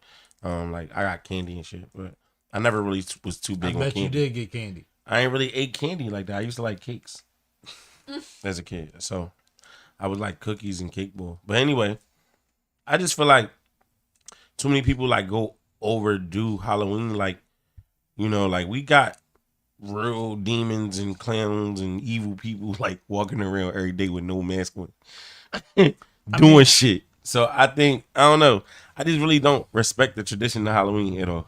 You know what I'm saying? Because that's your perspective on it. Yeah. So, can I ask a follow-up question? Sure. Did your kids go trick-or-treating? No. Not at all? Now, They got candy though. my stance on trick or treating is really like we going to the mall, or we really not. I'm not with going door to door nowadays asking At all. people, strangers, for nothing. At all. But at the same time, your perspective of Halloween is your perspective of Halloween. For sure. But it's one of those things where it's like, since I don't fuck with it, then it's corny, and it's like it ain't that for a lot of people. No, I get it. Because it's the same as people that's like, well, I had this when I was a kid. I want my kid to experience this. No, I get that. It's a lot of that involved. And then there's like, as far as adults, like, you know how people be like, y'all in the club every weekend, what you celebrating? Well, how about I make $150,000 and the club don't really hurt this weekend, and I'm going back out next weekend, and this is just another excuse to party and enjoy life or to bring people together. Because a lot of times Halloween parties are more intimate. We ain't got no clubs throwing Halloween parties. Right. Right. Right. So it's like a lot of that is just excuses to be out or to enjoy people. So I wouldn't look down on it, but I pick my spots. If I'm supporting something, I buy a mask, or you know what I mean? Like I'll go through. I ain't tripping on it, but I'm not big on trick or treating unless you live in one of them neighborhoods where they give out the full candy bars. I lived in one of those neighborhoods. See what I'm saying? Yeah. Like, that's a little different. My man lived in one. I was on Instagram the other day, and my man had the fire pit in the front lawn, and I'm like, why they out front with the fire pit? I know you got but then you swipe, and they had a bench full of the big candy bars, bro. I was like, oh, you living. I see what you did there. It was subtle, but he did that. It was like the 4th, 5th picture, but he did that. I said, I see what you doing. It was him and his wife. It was beautiful, man. I mean, I'm all for the snacks and the munchies and shit, See? of course, but See? I just don't. No, you got But more power to everybody that's involved. You know what I'm saying? Stop being a Grinch think? on Halloween. I mean, You got a couple months before it's your turn after Halloween, bro. Well, What you mean? You're a mean one. Mr. Cash, Grinch. let's move into your What was she talking about? Halloween topic. What was that one? Which one was that? This. Oh, yeah. I think What's that going was on? dope. I think that was a dope Halloween costume. Who's I knew Parker that was McKenna? the entire topic. Parker McKenna is the little girl off that Damon Wayans show that's grown up now. Oh, for real? The one that did the videos already? What videos? You know, one of them did the she a snoring star. For real? Yeah, I ain't that's know not that. her? I don't know if that's her. I don't know. You gonna have to look that up. Like, Kay, look it up, because if we look it up, it's gonna be weird. But whatever. Not No, here nor but there. she. That's a goodie. She actually looked better. Well, not better, because Miss Parker was a MILF type thick joint. Yeah. And she's slim and thick, so it's a little different, but it's a good one. No, but I like the fact that it was tasteful and I like, give it 8.5. and she's not like on a. I see BBL nothing type about time. her that All tells right, me then it's that not she her. does. Then it's not her. I don't want to. Right? Yeah, you threw us off. With I that asked the question, spicy boy, man. but listen, no, because they got all them shows with kids on them. One of them little girls is out here. Yeah, It was the dark skin one. right. But she got on makeup. She was just on Celebrity Hill, or College Hill Celebrity Edition. Okay, I don't watch that, but I might now. Yeah, she's I remember which girl she was in the TV show. But as a regular picture, I give it a 10. As a like reenactment, I give it about an 8.7. I just think that the It's your topic. You better think idea something. is dope, but also you keep cutting me off and then tell me I better think something. Bro, you start off like you warming Yo. up the car. Listen, because I be wanting to say a lot and then like sometimes I draw a blank. and I be fried. But no, real rap, right? What I wanted to say is I think her costume was tasteful. It wasn't slutty. And then on top of that, she's representing for the natural females. Like she's not all on a super plastic journey and all of that shit. You know She what I'm does saying? look great. Huh? She's natural. Yeah, she looks natural. I She mean, looks awesome. yeah, from my experience of eyes and shit, like as far as females, I don't think she. A lot of clothes on. Nah, that's not a lot of clothes. No, what I'm saying is all the right places covered. I can't tell yet. I need to do I don't further think so. investigation. I need further I investigation. just want to be difficult. No, I just want to see the rest. Well, she looks great. Yeah, she Right. does. You want to see the rest? Like, damn, you ain't I want even. to see the rest. You just said that she was a porn star first. Now you want to see the rest. It was crazy is Hold up, how old is Parker McKenna? Like, can we pull that up? 'Cause we I getting don't know. crazy You right made now. her a topic. So what? I thought it was dope. I It was hope like you- Halloween costumes I hope around. she She was Halloween. born in 95. I hope you ain't So set she's me 29. up. All right, cool. Damn, that's crazy. I didn't think she was that old. All right. Let's I hope move you ain't lying me up. on. No, I would never. Purposely. And we talk about somebody that's man. No, I wouldn't even indulge in that type of that's conversation. so bro. old. Talk about Lilweezyanna Fest. What you know about it? I don't even know about it. Oh my goodness. I heard it was crazy, but You go ahead, Sam. So Lilweezyanna Fest was this weekend, and one reason that I was aware that it was coming on, it was live streamed on Amazon Prime, so I believe it still lives on Amazon Prime if you want to check it out.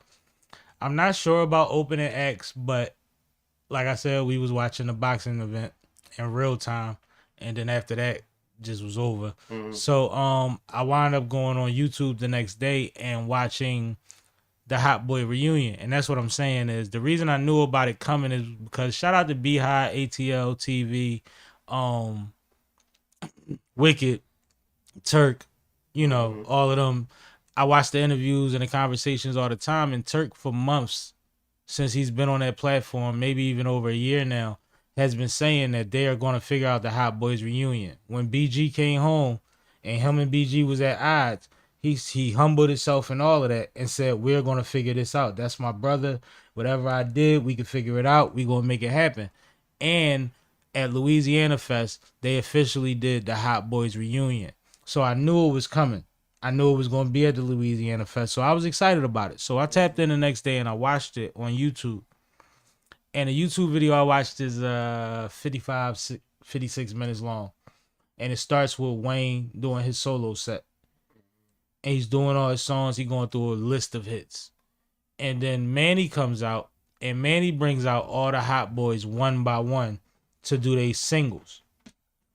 And then he brings them all back. He says, y'all seen all of them one by one. Now let's bring them out together. And he brought them all out. They do the Hot Boys. And they turn up and they turn up and they turning up. Shit.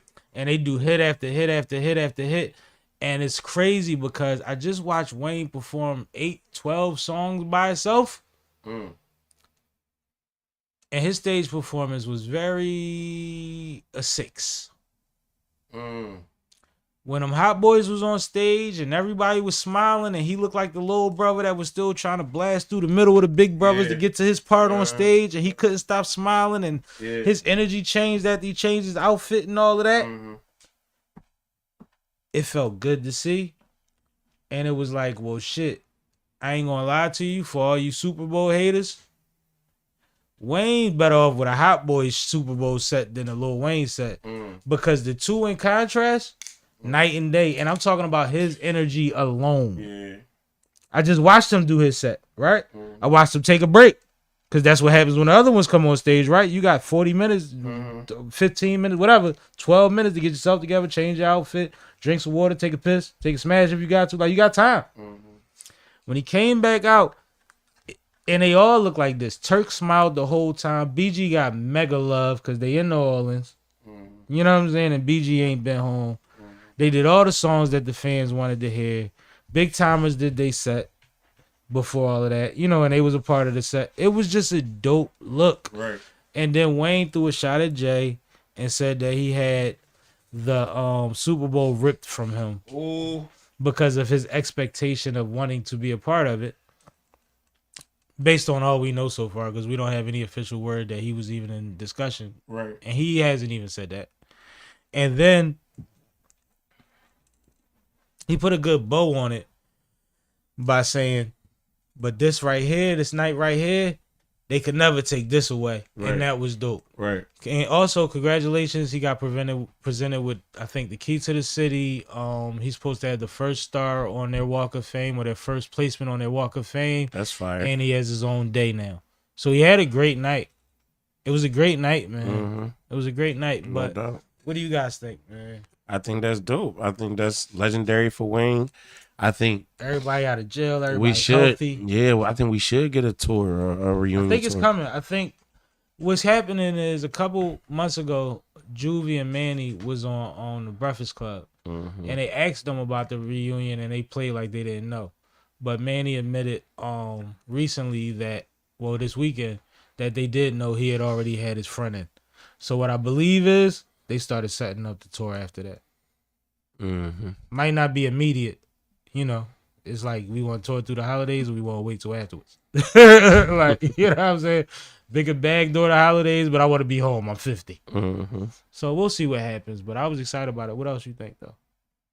That was I it. think these niggas is the niggas that we all came up on when we was like especially East Coast people like act like, you know, the South didn't really have that shit lit. Like, bro, I was like 10, 11 years old, walking around wearing baggy t-shirts and bandanas and shit and trying to get my hair braided and all that shit because niggas like Wayne. You know what I'm saying? Like, had his posters, all that but shit. a nigga 6 years Well, rap older like than you, him, all that shit. a You know what nigga I'm saying? 6 years older than you from your block wasn't doing that. Right.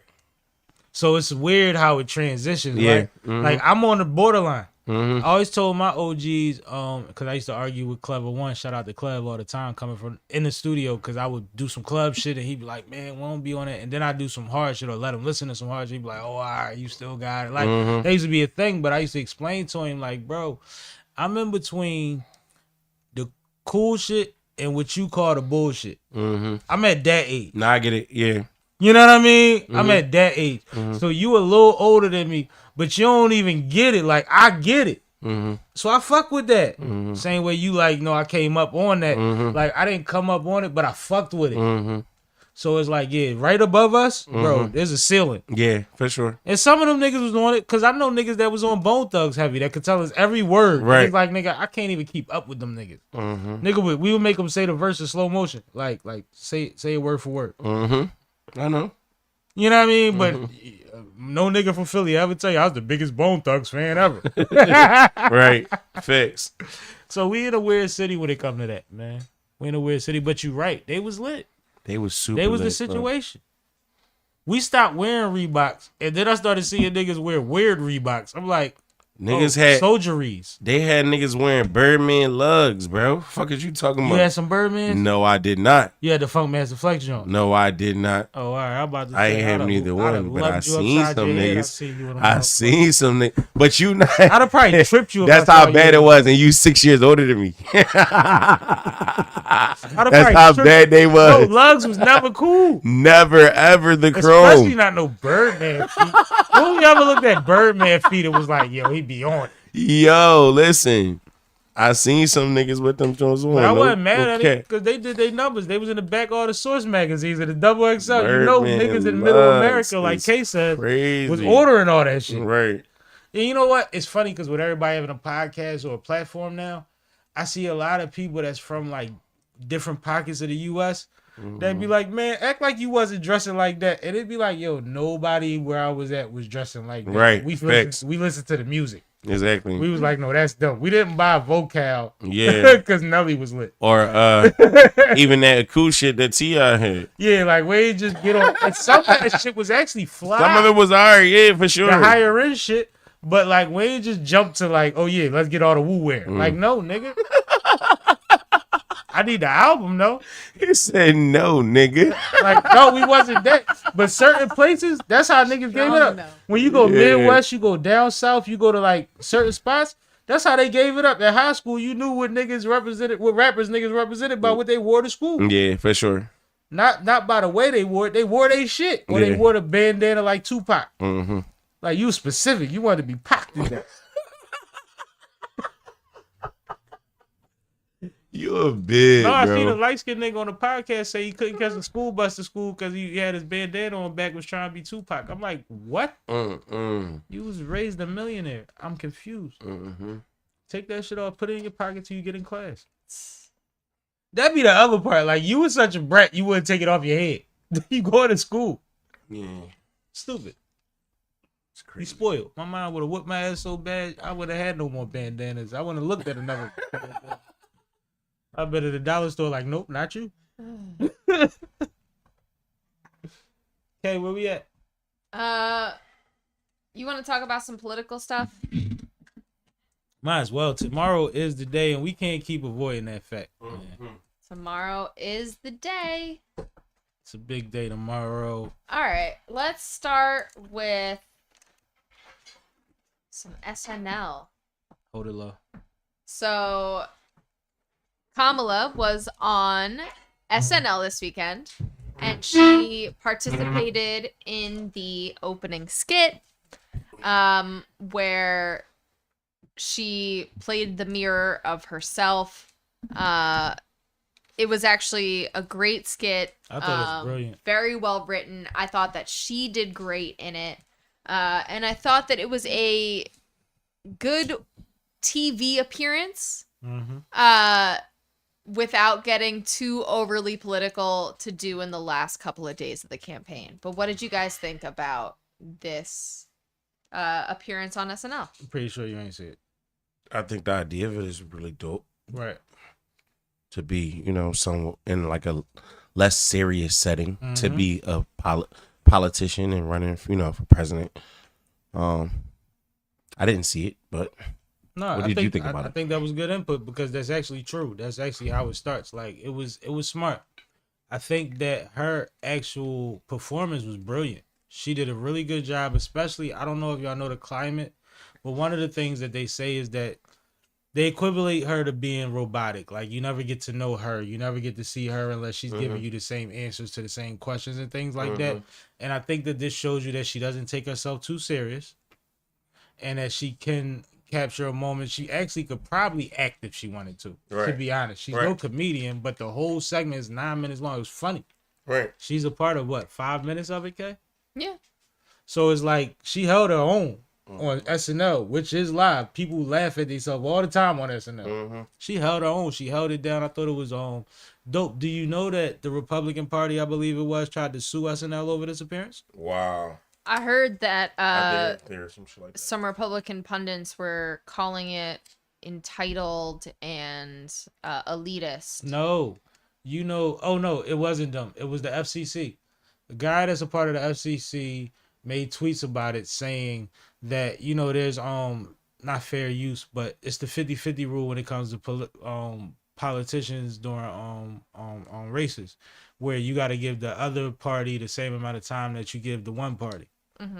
So they tried to go against them for that, and they rectified it by giving Trump an extra 3 minutes on something that he had going on their network and extra 5 minutes worth of campaign ads during NFL football. Oh, so that's why there were so many freaking Out of Trump balance. Yeah, that's what it was. ads during NFL. But yeah, they was about to sue them because Kamala was on there, and there's no way they're gonna be able to get him on there before Tuesday. That's funny. He wouldn't even do it, and he wouldn't be good at it. It'd have been horrible. It would have been terrible. But It'd have been a ratings thing because all his people would have watched and all of her people would have watched. Like that. That's one of them Jones where I don't want to see him talk, but I would love to see him bomb on SNL.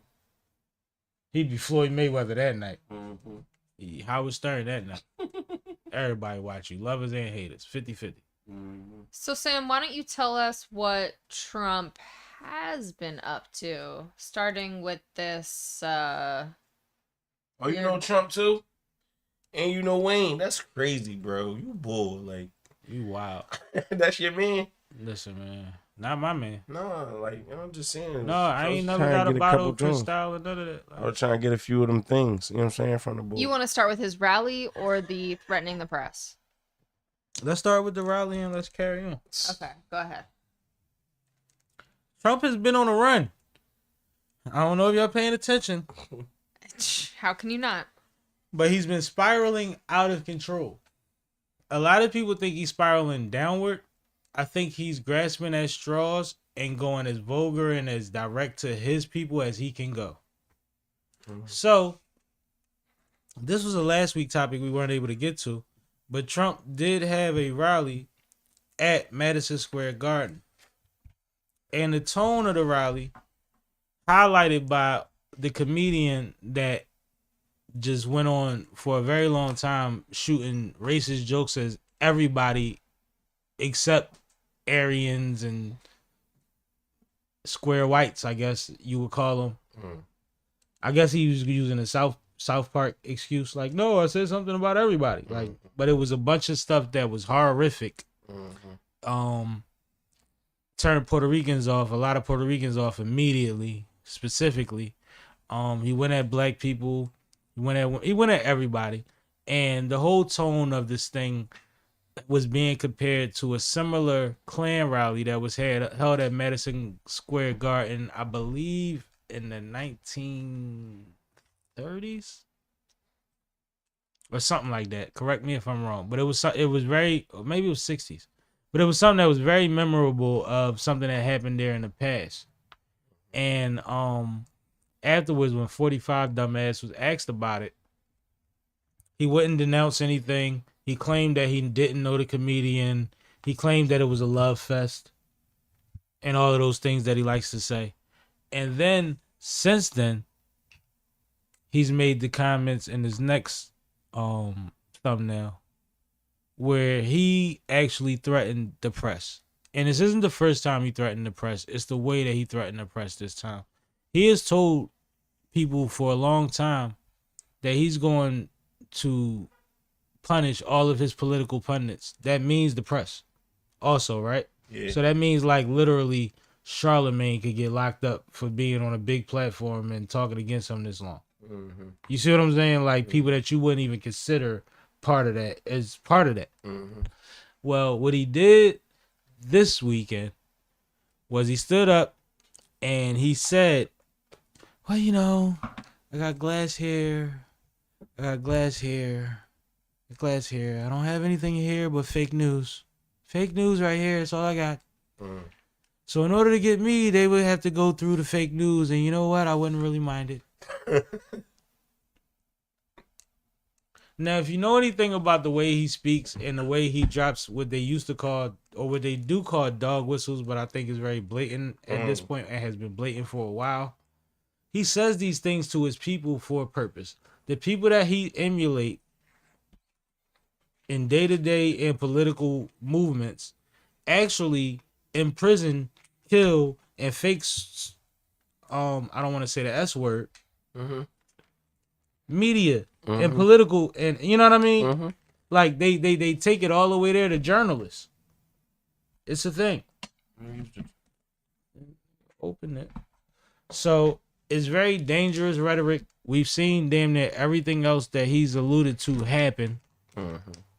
And then he's the only one still able to spew dangerous rhetoric, because his side said that when the Democrats was doing it, it was getting him shot at.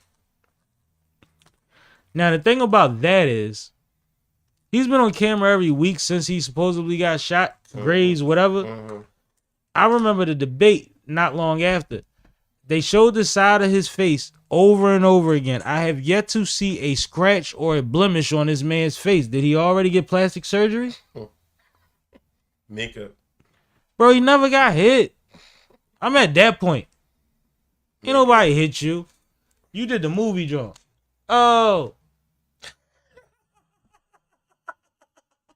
And then you took a powerful picture, and now then, like, what are you doing? You Hulk Hogan. You Ultimate Warrior now. Yo, that's how I'm looking at it. You the Ultimate Warrior. Yeah, sure. You a whole clown. Like, I'm not buying it. But Kay, what do you think? Because this is political. Yeah, I mean, going back to the whole threatening the press thing, I think that people don't understand. Oh, we have a glass here. Oh, my bad. The gravity of what we're talking about. Like, this is fundamentally undermining freedom of speech. Yep. At every turn. Period. And in addition to that, it's literally controlling our ability to understand what is going on with our own government and make informed decisions.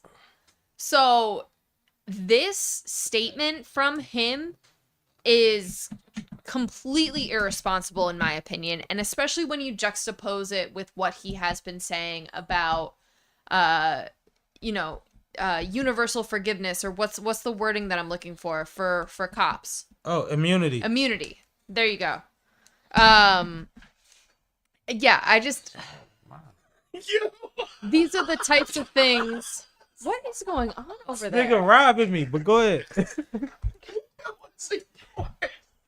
These are the types of type of rhetoric that we ultimately need to be scared of, and this type of rhetoric needs to drive us to the polls. And I'm tired of hearing people who are so desensitized to Trump, especially Republicans, who are so desensitized to Trump and the ridiculous things that he says. Guys, I can hear you. The ridiculous things that he says, and just completely ignore the blatant disrespectful stuff and this type of rhetoric. Like, they just ignore it and act like it doesn't happen. Absolutely. And that is so disgusting to me, because he is straight up telling us exactly what he is about to do. Play after play after play. And Republicans continue to act like Democrats are crazy for running with the narratives that they run with in terms of the abortion ban or tariffs or being a fascist. And what type of rhetoric do you guys need to continue to hear time and time again before you wake up and realize that this man is not right to lead our country? No. You know, all of his favorite people think that a democracy is a sin, right? Like, I don't even think you realize, like, he's been in constant contact with Putin. Elon has been in constant contact with Putin. With Viktor Orban from Hungary. Yep.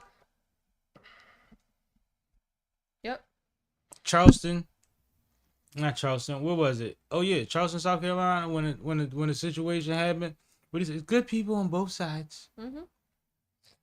Like, I don't think, like, and it's crazy. And I'll speak for me.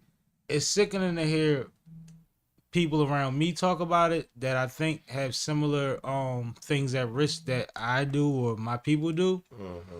And when they tell me why they would bang with homie, they say something that's been debunked 3 years ago that don't even add up, that's not even true, and act like that's a leg to stand on, instead of saying, I don't know what I'm talking about, or I don't know what you mean, can you explain it to me, and be willing to be educated. I'll actually be for real with y'all. B. McFly, somebody from the city that does a lot of positive work, or he tries to, and he put up a post yesterday that was worded very strangely. So I wanted to see what he had to say, right? And this is what the caption says. No, the wording on the screen, that's like a caption. It says, I'm not allowing this election to make me go against black people. And then the caption under the picture says, you dig. Should I play the video? What? All right. Against you, I ain't going against we, and I'm not going against me. Every election is the same rhetoric, and it's the same rhetoric November 2024. I'm tired of it. I'm not allowing them to trick us out of our spot. We going back and forth, going against each other. And when it's all said and done, we got to go back to the same problems. Nobody is to blame, and nobody's going to come save us. The only people we got to blame, and the only people that's going to come save us is us. That's it. Nobody else is coming. Do y'all realize that we're up? Financially, this is the most that black people have ever made. We got sports players, movie stars, music stars, podcasters, influencers, YouTubers. We are making a lot of money. We're up. Black people is up. I ain't going against. I'll let one of What y'all you think? tell me what's wrong with that. I'll read you my comment because I commented. I ain't one of them, but I'll let you tell me what you agree or disagree with in that. I mean, I guess I'm just confused. yeah, I am too. What's the ultimate point of that statement? Because I could take a couple of different approaches to it. The statement is a dance. He didn't address anything. Right. He didn't address anything. He said, yo, they keep doing this to us and we still going to wind up in the same position. So why do you have a position? Let's start there. Right? Because if it don't matter, it don't matter. Why go so hard as to feel like you're at a point where you're at war with your own people? And why are people that you respect on the opposite side of the war enough for you to want to address it? Right? I'll tell you what my comment was on the joint. Because this is just one take that I had from it, right? Entertainers still make money. So we're up versus losing all momentum behind putting a tyrant, quote unquote, in office. Just say you don't get it, bro, and be open to being educated. It's simple. That was my comment. I don't have 1,000 likes. He didn't delete my comment, so salute to him for that. But this post has 842 comments. No, 842 likes, 273 comments. And a lot of the comments go both ways. But I think it's a majority of people trying to educate him. But we've had sports stars. I forget the one that recently said if Kamala wins, she's leaving the country. He's leaving the country. And I liked a lot of people responses that is in high places that told him be safe. Like, it's getting weird, yo. Very. And mind you, like I said, B. McFly is somebody that I think tries to do a lot of positive work. But there's a reason I says tries. Because a lot of the things that he does is personal and it's about him. And he makes it about him. Even so much so that when he saw that young lady or woman that was an addict and he was chasing her down with his phone out, talking about, I need to get you some help. You got to let me get you help. And bogarting and harassing this lady that was saying, I don't want help. Get away from me. And still had his camera on her, following her up to wherever property she was trying to walk into. That's crazy. And then his excuse for it was, I've been there before. That's strange. Yeah, super duper. When you act like you can go against the community, but the couple times you got attacked, robbed, or your car broken into, or whatever situations you've had that you took directly to social media, you wanted the community support. And it actually gained you momentum. Right. Be very careful which side of this you stand on. And that's why he's wording that video the way he words that video. Because you can't say but so much. Because if you say the wrong thing, you sound crazy. But to say, well, it's never been nothing for us no matter what. No, this is a different situation. It's a little more diabolical, extreme. And even if it's not more than something that's happened in the past, we have more awareness and more control than we've ever had when it comes to handling it. We already up against it because there are certain states, counties, or whatever that are going to try not to acknowledge things that are really voted in. And we're going to have to fight through all of that bullshit. The DA, Larry Krasner, today put out a statement when he said, if anybody, any militia, anybody want to act like they want to intimidate people and make this process harder on anybody, F around and find out. We got cuffs, we got cages, we got state prisons, we got judges. And that brings me to our next topic. Billy fraud. So one of the other things that Trump has been spewing about is That's crazy, right? Pennsylvania is already cheating in the election. As you know, PA has a lot of mail-in ballots in recent years. Mine been in for weeks. A lot of voting early, which was not allowed until recently. And these mechanisms have been very well utilized in advance of the election. And so basically Trump's worried. But as Sam said, and as our, city commissioners and folks can tell you, there is no election fraud happening here in Philadelphia. The systems are all in place. Everything is secure and completely by the book. What do you guys think about this? I got something to add to that. Go ahead. To be more specific, Trump has been running around on the campaign tour saying that there's 2,000 to 3,000 votes that were accounted for in Pennsylvania. I believe it was Lancaster, if I'm not mistaken. Yeah. That were false.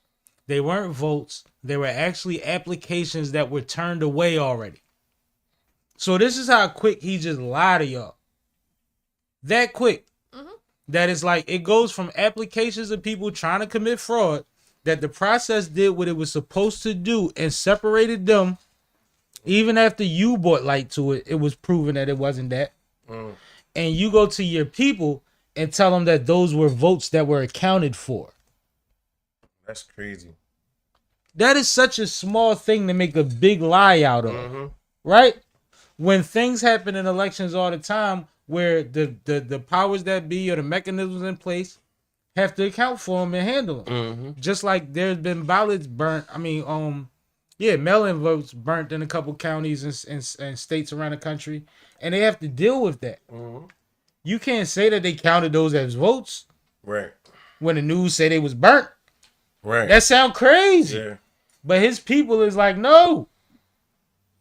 Lancaster, y'all from there. Shut up. But go ahead, Ken. That's what I think. No, I agree. I think it's weird, yo. He just keep lying.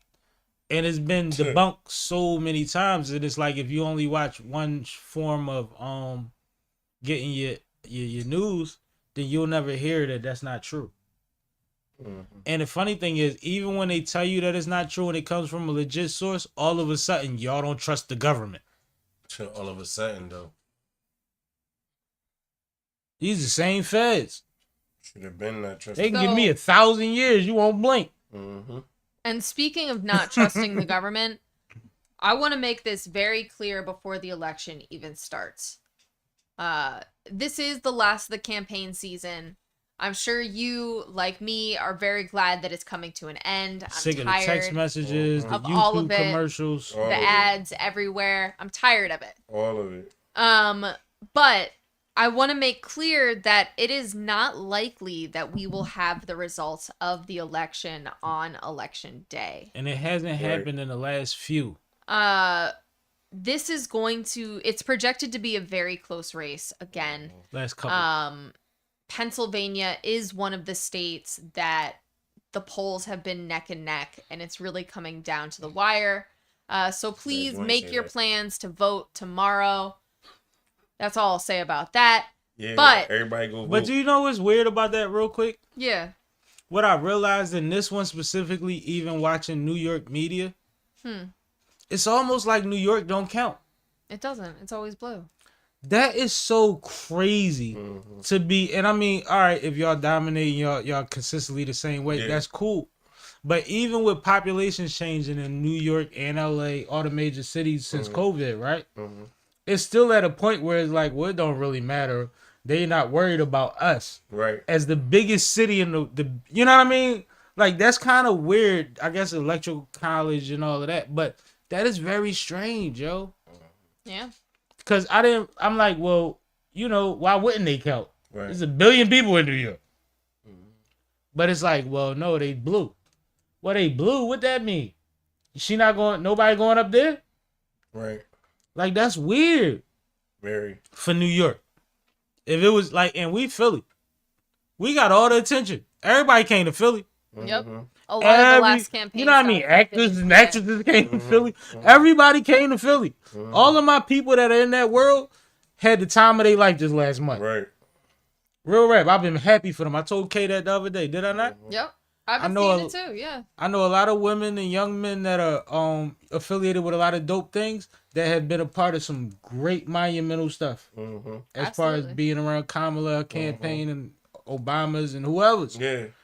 Like, I think it's been beautiful, but no, I think that, yeah, this is crazy, yo. Okay. Yeah, but don't expect the results to come right away. Expect it to take about a week or so to figure out. But once they do come, please, please, please recognize that there are a lot of checks and balances and mechanisms that go into securing this vote. Voter fraud is very, very, very unlikely. And it's important that we remember that and respect the democratic process, because this is the process that has been set out before us. So with that, don't forget to vote, everybody. For sure. Well, Dum Dum has convinced his audience that if they don't get a result that night, then there's something funny going afoot. He's also convinced them that if he loses, then something funny happened.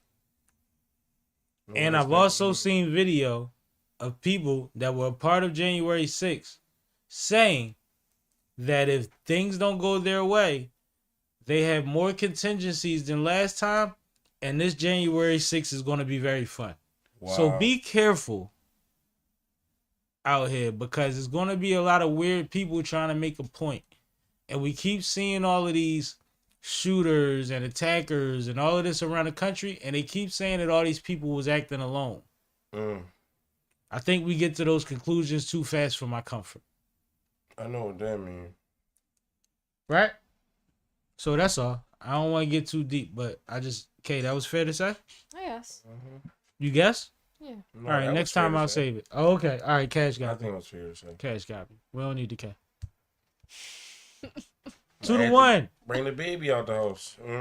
Nah, get crazy. Get crazy. You All know, right. we live at everybody here. That's enough politics for tonight. Please. Thanks. And thank you. Let's move on. What he say? We drying up the audience. Shout out to Joe Buttons. You guys ready to talk about Megan? Megan the Lie. No, I call it this segment Megan's Lie. You know Megan's Law. That was See what I did there? I see what you did there. See what I did there? That's one of your joints too. You need to put it on a shirt. You see what I did there? That's funny. You wanna introduce this one? No, you can introduce it. You introduce her. My boy is the. You know what I mean? Is the op in this situation. I'm about to say I know you have feelings. I got feelings, but you could. All right. So Meg the Stallion had a recent I believe it was Rock Nation produced documentary come out recently, right? Yep. And it shows a lot. They got the animated version of her childhood. They have a lot of pictures of her beautiful mother, her talented mother, a supportful mother. Like, you can't say no more when you see that, and it's not a long Drawn out situation. but like you see that mom was really that, right? Yeah. And one of the highlights from the documentary, sadly, was a segment where she makes light of the fact that she lied about having sexual relations with Tory Lanez when she was speaking to Gayle King. And I think it was tasteless. I think it was in poor taste. And I think that it was very interesting that it made the doc because of the implications of doing things like that with a high profile case involved in your relationship with this person. Right? And I think that her response to it was very immature, and you know, I'd be like, you ain't from the street, so you don't really know, like, they could use that against you in court. Like, you can't say, why was she asking me about Tory when we was talking about me being shot? That don't have nothing to do with that. Right. That's not true. Right. It's not a place on the planet where that's true. Especially if, no, you know where it's true? If you never had sex with them. Once you've had sexual relations with somebody, then that's something to be discussed. Yeah, because we want to see how deep the situation is. And What? my bad. But part of it is, where did the argument start at? What was the problem in the argument? Why was She the completely argument so passionate? She It was went- passionate because you slept with your best friend's sexual partner. And she just smoothed over all that. And that was your way out of all of that during a trial. But one thing we can say to the situation is, it's up to us as people with our own eyes and ears And organs. to research the information before we watch the media. Right. Because in the police report, they said she did say these things. Right. But that's when she not- went on Gail, But see, that's she the said difference. something different. That's the difference. Like, I watch a lot of platforms, especially on YouTube, because I'm not on TikTok that much, that people, they don't talk about it unless they research the legal documents, right? Mm-hmm. And I've seen certain things that have come out before that says these things, right? Mm-hmm. And she also said them on trial, right? She said she had a sex. But what do you think the masses saw? They saw Gayle the Gayle King. King show. They saw But- Oprah Homegirl, which is the purpose of right before or in the middle of a trial proceedings, to book that interview, to put yourself in a certain light so that you can be looked at a certain way, whether that's for legal purposes or career purposes. That was intentional. Right? So when Gail asked you that, and Gail is Gail. Gail did the R. Kelly interview right before yours. When he stood up and said, "What do you want from me? Right. No. Yeah. You're trying to kill me." They Yeah. didn't say that. Like, Gail is going to ask journalistic questions. If we talk about a situation where a lot of people in the industry and in the media already know that this is relationship based, why wouldn't I ask you how serious that relationship was? Not to mention, you gotta look at the twist factor in this situation. What if Gail already knew what she said? She did know. Right. So I wouldn't bet was against she that at giving all. right? So was she giving her the benefit of the doubt and saying, "Are you going to say it?" They don't like Truthfully. they don't like that Gail asked it multiple ways. But Right. she asked it multiple ways actually as To a give her journalist. out. As a journalist, she was being arrogant at that point a little bit because it's like, you know what I'm saying. Yeah. So if you want me to say it blatantly, then this is what I'm asking you. Right. Media trained or not, you know what I'm saying to you. And then the funny thing is, you didn't have a media answer, which I'm not always stuck on, like somebody hesitating to give the right answer, right? But then you said, "Who, Tori?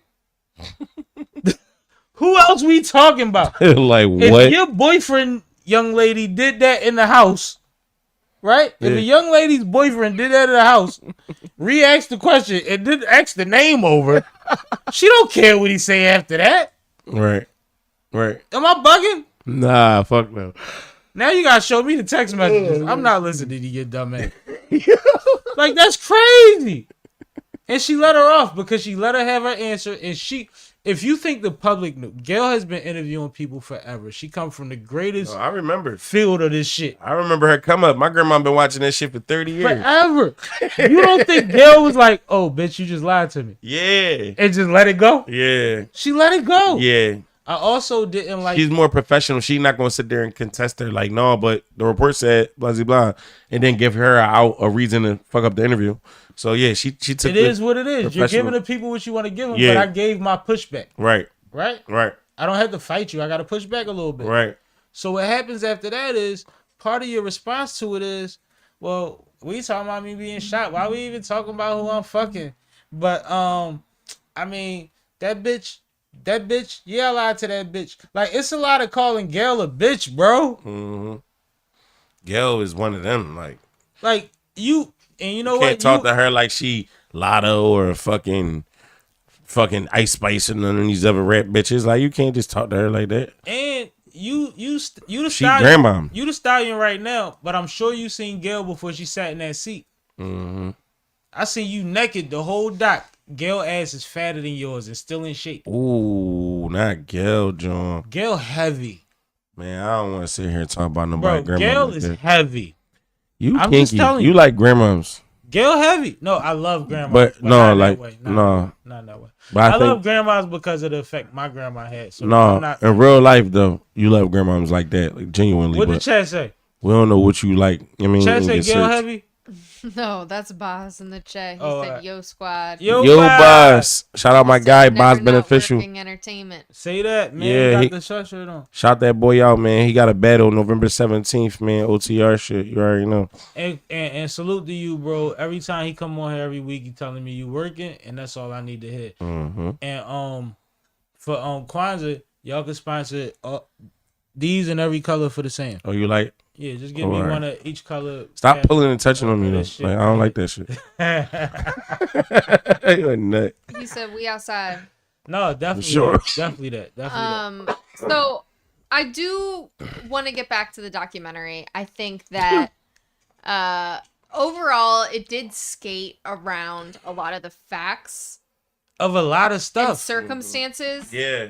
of the case. Yeah. All they just said something about them fucking. And even like her personal life, like a whole post situation boyfriend was like left out. Like, we forget that when she went to trial, she had a man. And she was denying having sex with these people during the time that she had a man. When they went to trial and she sat on the stand, about 6 to 8 names came out. And she didn't have a man no more. Not to mention. We're seeing her fight this whole case. We never see her with a man except somebody that you could kind of probably assume at one point is security based on his size. Not to mention. Am I wrong? No, not to mention music dropping, all types of name drops and shit, saying she bombed other niggas and all that.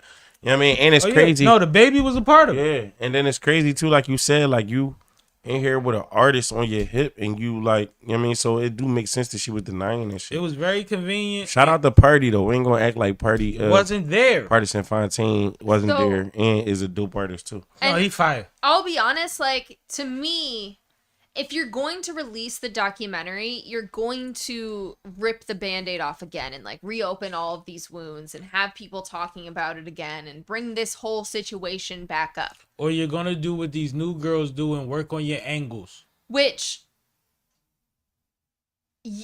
that's fine that you're going That's to all it bring, is. Let me finish. My bad. So it's fine that you're going to bring these things up, but if you're going to do it, at least come clean with all of the details and say what it was and take your accountability for whatever circumstances you had a part in. At least part of them. Or don't release this documentary at this time. It is too soon. It's too fresh. The appeal is still possibly in process. Like, keep your name out of the headlines for a couple of months when it comes to this situation. And Like, Tory you did haven't some done foul enough shit. since the court case Right. in terms of music and artistry Right. in order for this to make sense at this time. Like, this is something that you can revisit 5, 7, 10 years from now. Be like, oh, let's look back at that situation and have this footage in the tuck. No. But I think But that, it's too soon to draw this type of attention. I think this is why I said about the times with it, that we in and the audience that she's aiming for. She doesn't care about people that want to know the truth. She cares about people that want an excuse to still champion her. This is an extended Instagram reel. This is all of the best, Basically. the best and the worst things that I want you to see to form a narrative.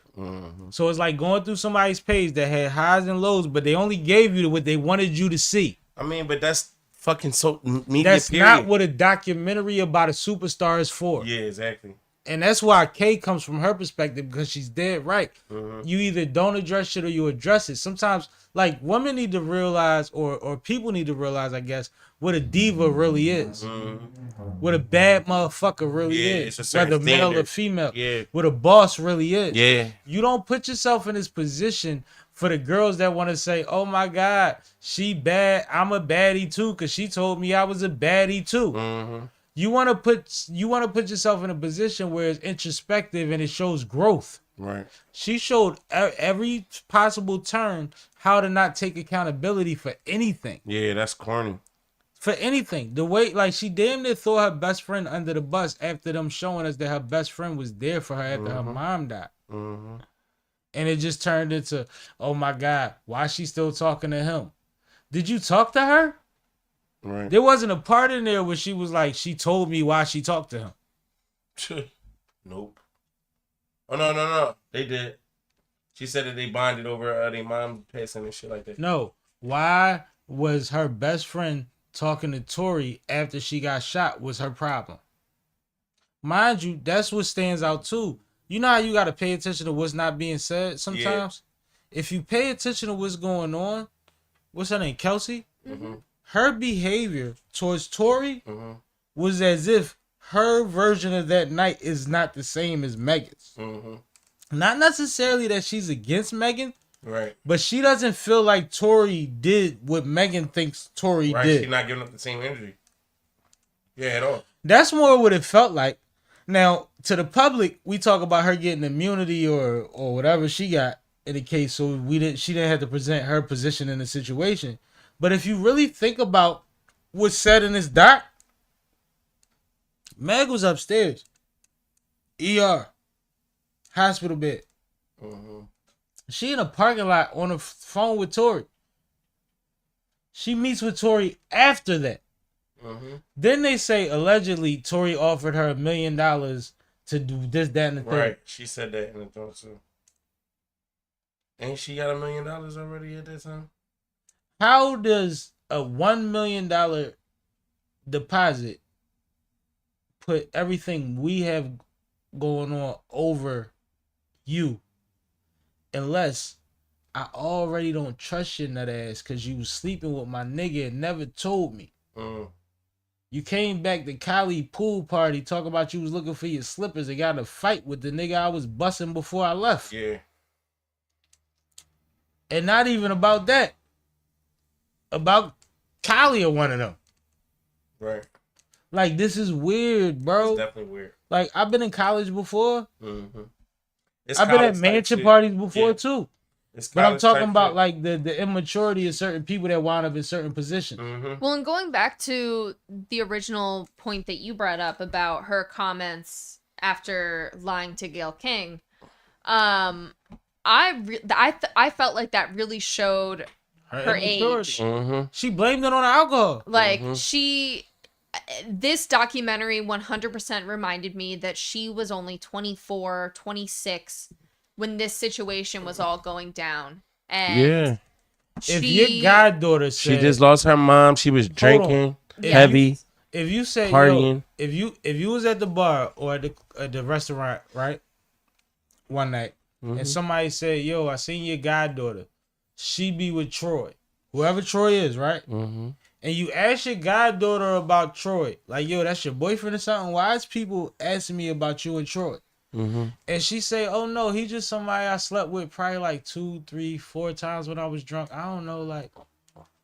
That sounds crazy. That's like a situation. That don't have to be your child. That don't have to be your niece. Mm-hmm. That could be somebody's daughter that you know. Right. If you're asking her for her safety, because maybe you heard something about Troy. Right. You care. Right? Maybe he hit and run, leaving with babies. Maybe he's skirting and you don't know what he got going on, right? Mm-hmm. And you're asking her, and she say, "He ain't like that. I just slept with him maybe 2 or 3 or more times when I was drunk before. I don't know. You asked me like I was out of my mind." Right. That's not a red flag. That's not scary AF. Mm-hmm. Am I tripping, K? No, that's scary. No, I mean, that's scary regardless of your... That's part of what adds to woman wholeness, because a woman that's promiscuous, that's really responsible, won't have more than one man that might be responsible for the slip up. Mm-hmm. Mm-hmm. Right? Mm-hmm. Am I tripping? No, you ain't tripping. That's facts. Like, that's weird.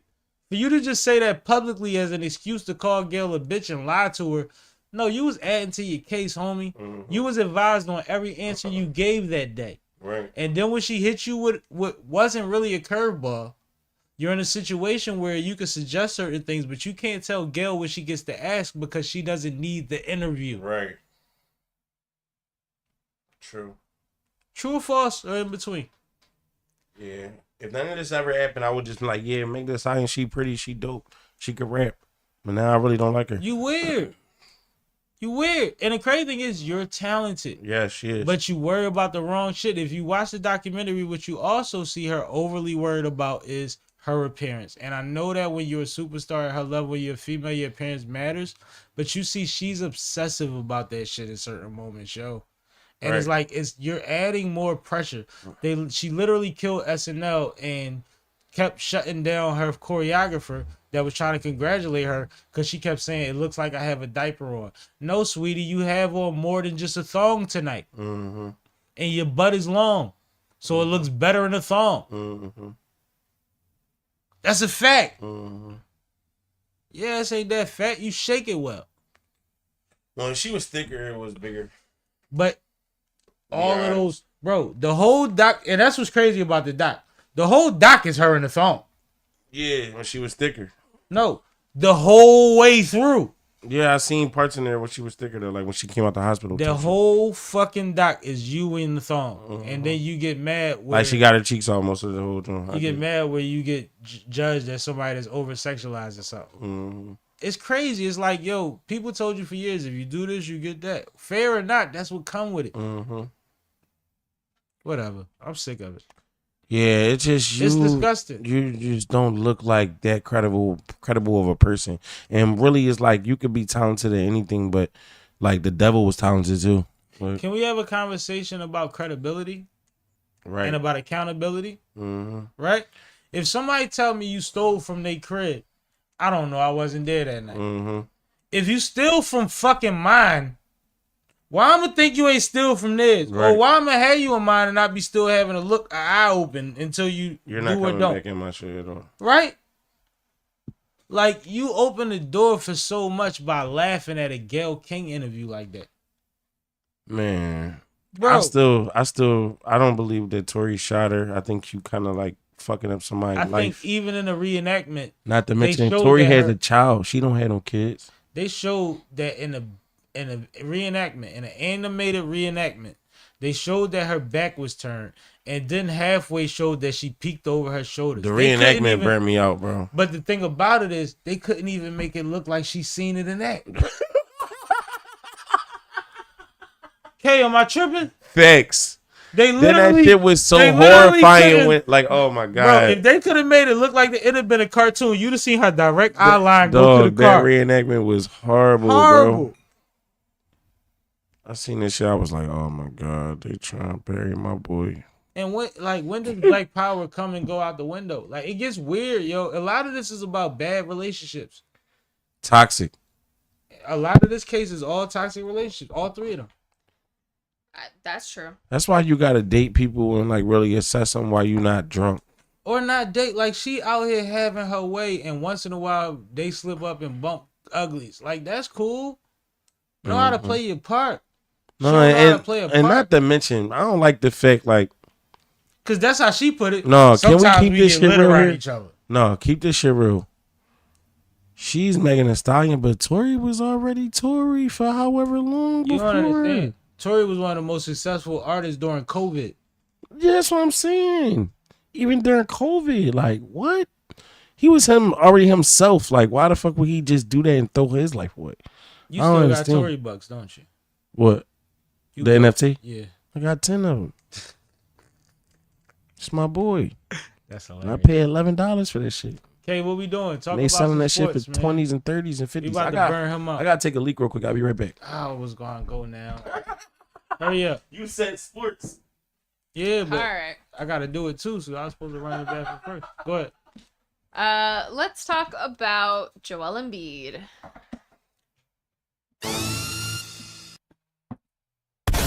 I mean,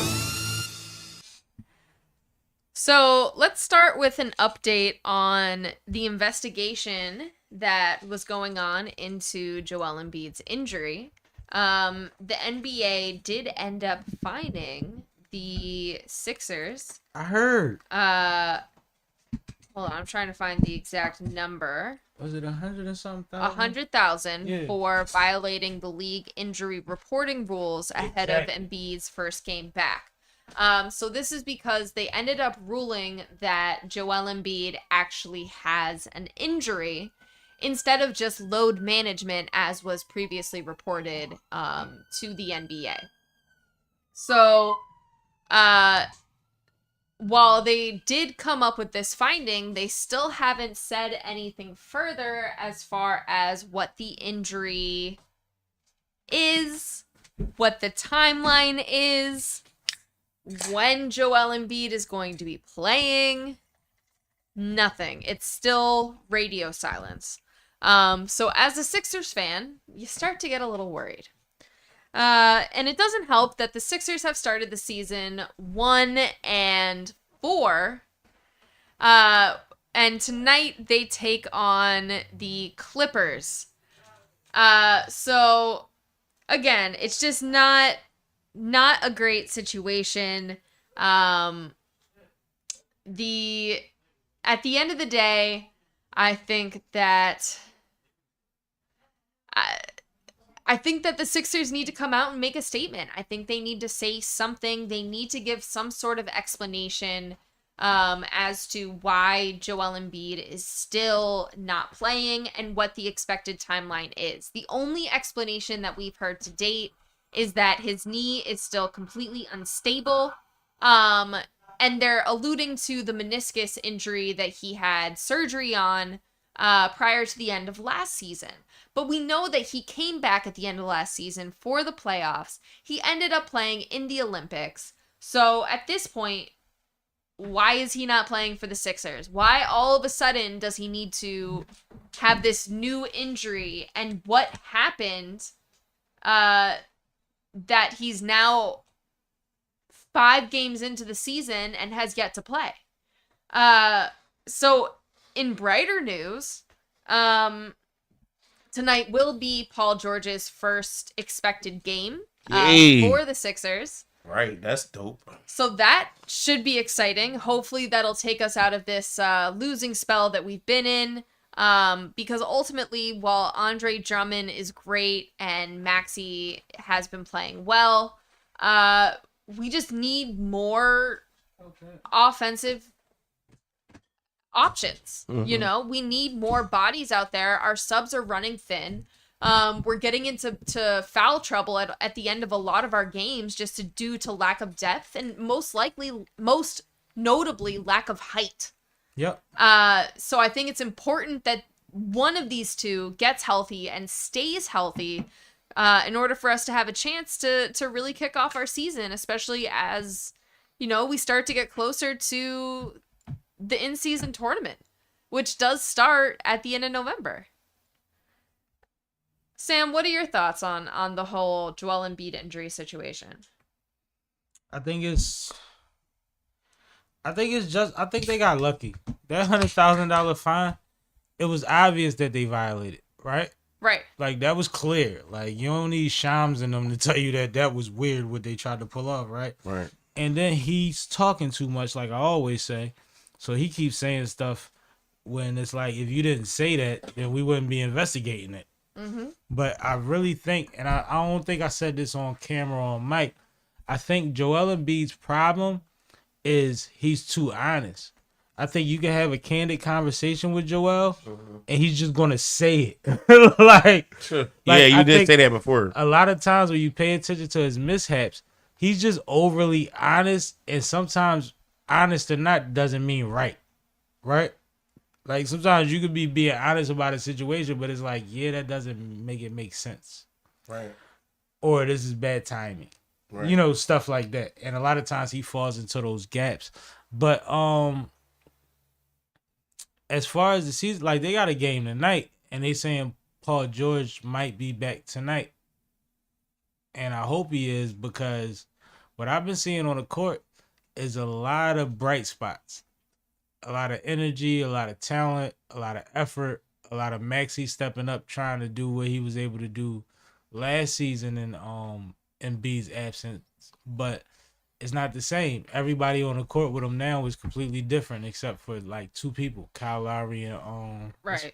It's too much. Yeah, And it's Oubre. just like, where's the Oubre. chemistry gonna come Exactly. from? I was watching Well, them the play. chemistry comes from being able to rely on a Paul George or Embiid to have something to base the offense on besides running and shoot. And knowing the game style, like, this is not, Right. these new Right. players are not necessarily the pick and roll players that Maxey is used to playing with. And they're not even at a level or adjusted to the team enough to be in this role right now. Right. They didn't they signed up for this shit. Like y'all didn't even sign them for this. Y'all signed them to be counterparts to at least one of those two big guys. Right. Cause you knew Embiid was gonna be streaky. Like if you be honest, you know what you got, right? So you like, well, we got Embiid and we got Paul George, and sometimes we just got Paul George. These things still work. Right. They haven't been able to experience that yet. Embiid just started doing 5-on-5 scrimmages and workouts a couple days ago. That's crazy. So you know what it take to get the game speed? Right. It's different, man. Yeah. It's different. And he's a monster. We know what he is. But like, yeah, you know, he fall a lot too. You want him to be right. Yeah, he's still human. He's still that too. So do we want to talk about the other Embiid? I definitely want to talk headline? about that. I was so glad I made it back in time. Don't worry, I was saving that for you. Oh, good job. Because you did great with that segment, by the way. Thank you. You did. So Embiid made more news during their game on Saturday. More untimely news as usual. Yes. So after the game was over, there was a reporter in the locker room. Hold on, can we rewind real quick? Sure. The day before this, what did he say? I don't remember. The day before this happened was when he cussed out the city for their response to his load management, and he was like, "I've done too much for the city to be treated like shit." Oh yeah, you don't remember that? I remember that now. My bad. I didn't want to cut you off, but I'm like, no, we skipping an important part of why this was horrible. He was saying that to the fans specifically, yeah. And this is horrible timing to do what he did after that. Yep. You ain't even played yet. Crybaby shit. Yep. But go ahead. My bad. I didn't want to skip that because that's important. So then he's in the locker room. There's a reporter in the locker room. And this reporter had previously written an article in which he mentioned Joel Embiid's younger brother, who unfortunately did pass away in God bless him. His earlier years. Sorry, I think his younger brother was 13 at the time. Sheesh. It was a very sad story. And so Joel Embiid, in memory of his younger brother, ended up naming his first son Arthur, which is his younger brother's name. So that's my dad's middle name. The reporter wrote something about some comment about the brother and the son. I'm not sure what the context of the actual comment was. Nobody's pulled it up yet. I can't find it. Yeah. They might have retracted it. But whatever it was must have been awful because Joel Embiid did not take kindly to this reporter's presence. He ended up getting into an altercation with said reporter in the locker room. Go ahead. So the reports were the next morning. Well, that night, the reports was that Joel got in a fight with a reporter. Like, he struck a reporter. Later on in that night, and first thing in the morning, the reports were adjusted to that he shoved the reporter. And he shoved the reporter into a locker. Can I reenact this situation? Not near that table. No, I'm not going to shove nobody. What y'all think? Can I do it? Okay. Sure. All right. Joel, when you coming back? Joel, when we gonna see you back on the court? Joel, don't ask me shit. But Joel, the people want to see you. Joel, Sixers, you spend a lot of time out. You just made that comment about you not playing any back-to-backs. Fuck you, bitch. But Joel, I said, fuck you. Oh, you pushed him? He shoved him. Damn. And this is my reenactment of what I think it went like. This is not legit, but I think this happens in all them press conferences. We've seen athletes literally not answer certain journalists' questions, even in the locker room. We've seen recently, what's my man name that used to play for the Sixers last year? He overseas right now. Pat Bev. He made the joke about you subscribe to my podcast and I ain't answering you. Like, we've seen a lot of instances where people have a reason, even though I believe Pat was joking in that instance. Right. To where, they not talking to certain journalists, usually because of something you said or written about them in the past. And I believe this is one of those situations. And I believe a lot of these journalists, especially like it's a dog-eat-dog world and journalism is slimming down and changing by the day in that format to where like a motherfucker might have been doing too much. He might have asked the question too many times. Yeah. I might have already said no. Yeah. Right? I like how you put the African on it just now. Yeah, because I remember the Dikembe. No. Rest in peace, the big guy. No. Rest in peace, the big guy. No interview for you. I also got friends that talk like that. Like, Me too. No, like, don't make fun of my homies. That's what I'm saying. I think that like I said before, Joel is somebody that's he wears everything on his sleeve. He doesn't know how to front. He's transparent. And I think that he was put in a situation, and I'm hoping that it was this, to where it was like one of them things where it was like, yo, let well enough be well enough. Like, leave it alone. And now you doing too much. And if you break, my OG say every man is due 3 to 4 feet of circumference as considered personal space. Once you break that plane, when I told you not to, then anything's liable to happen. Is that fair to say? Yeah. And I'm hoping that it was one of those situations because that's what it feels like. My grandma always told me Embiid is not a tough guy, bad guy. Somebody push you, punch him. Right. If they punch you, kick him. Right. You gotta win. I always told people as a kid, yo, you wet me with the hose, I'm getting the bucket and the hydrant. Like, I don't know no in between. Like, I'm ridiculous. And as an adult, I had to slow down because I kept escalating stuff like that. Yeah. But I would let it gradually escalate, but I would always make sure I had the upper hand. Yeah. You see what I'm saying? Like, I didn't bring a knife to this. Like, yeah. But like, even in fighting terms, like, I came with the intentions of a contingency plan. And I had to get out of that because that gets you in situations that ain't even worth it. Because a lot of times it was something like that could have that shit. It get crazy. I had a young boy that said, yo, get the ya me. And that's what the paper said. So how you think his trial went? He lost. You know what I'm saying? Because now it wasn't about something small that happened between high school kids. You caused it. Gotta watch your words, man. Watch your actions. Yeah. Okay, what do you think about your boy, though? Because that's your boy. You was part of the process. Don't front like you ain't part of the process. You gonna make that face? Your dog has a Sixers jersey on right now, and the game is 2 hours away. Yo, the dog got the Sixers jersey on for real? Yes. Oh, shit. That's crazy. Got an Eagles jersey, too. Anyway. Dog is a shooter guard and a running back. Yo, y'all gotta start taking pictures with Twig for the live promo. She got him. You wanted to pull him up? Yeah, put Twig in there. You got a Twiggy with the jersey on? She You in can pull her. She in the spirit. Not easily. She listened to the whole shit every Monday. So next week we gonna show y'all the doggy the doggy jersey. Oh, can we see the Halloween picture? Is that hard to get to? Sure. From the LL? I can get to the Lenny picture. Let's get to the Lenny picture real quick. But what do you think about Embiid while you do that? Are you able to do both? I mean, I think I've talked plenty about Embiid. But what do you think about that shove? Don't duck out now. The 'cause I'ma shove judge you. itself.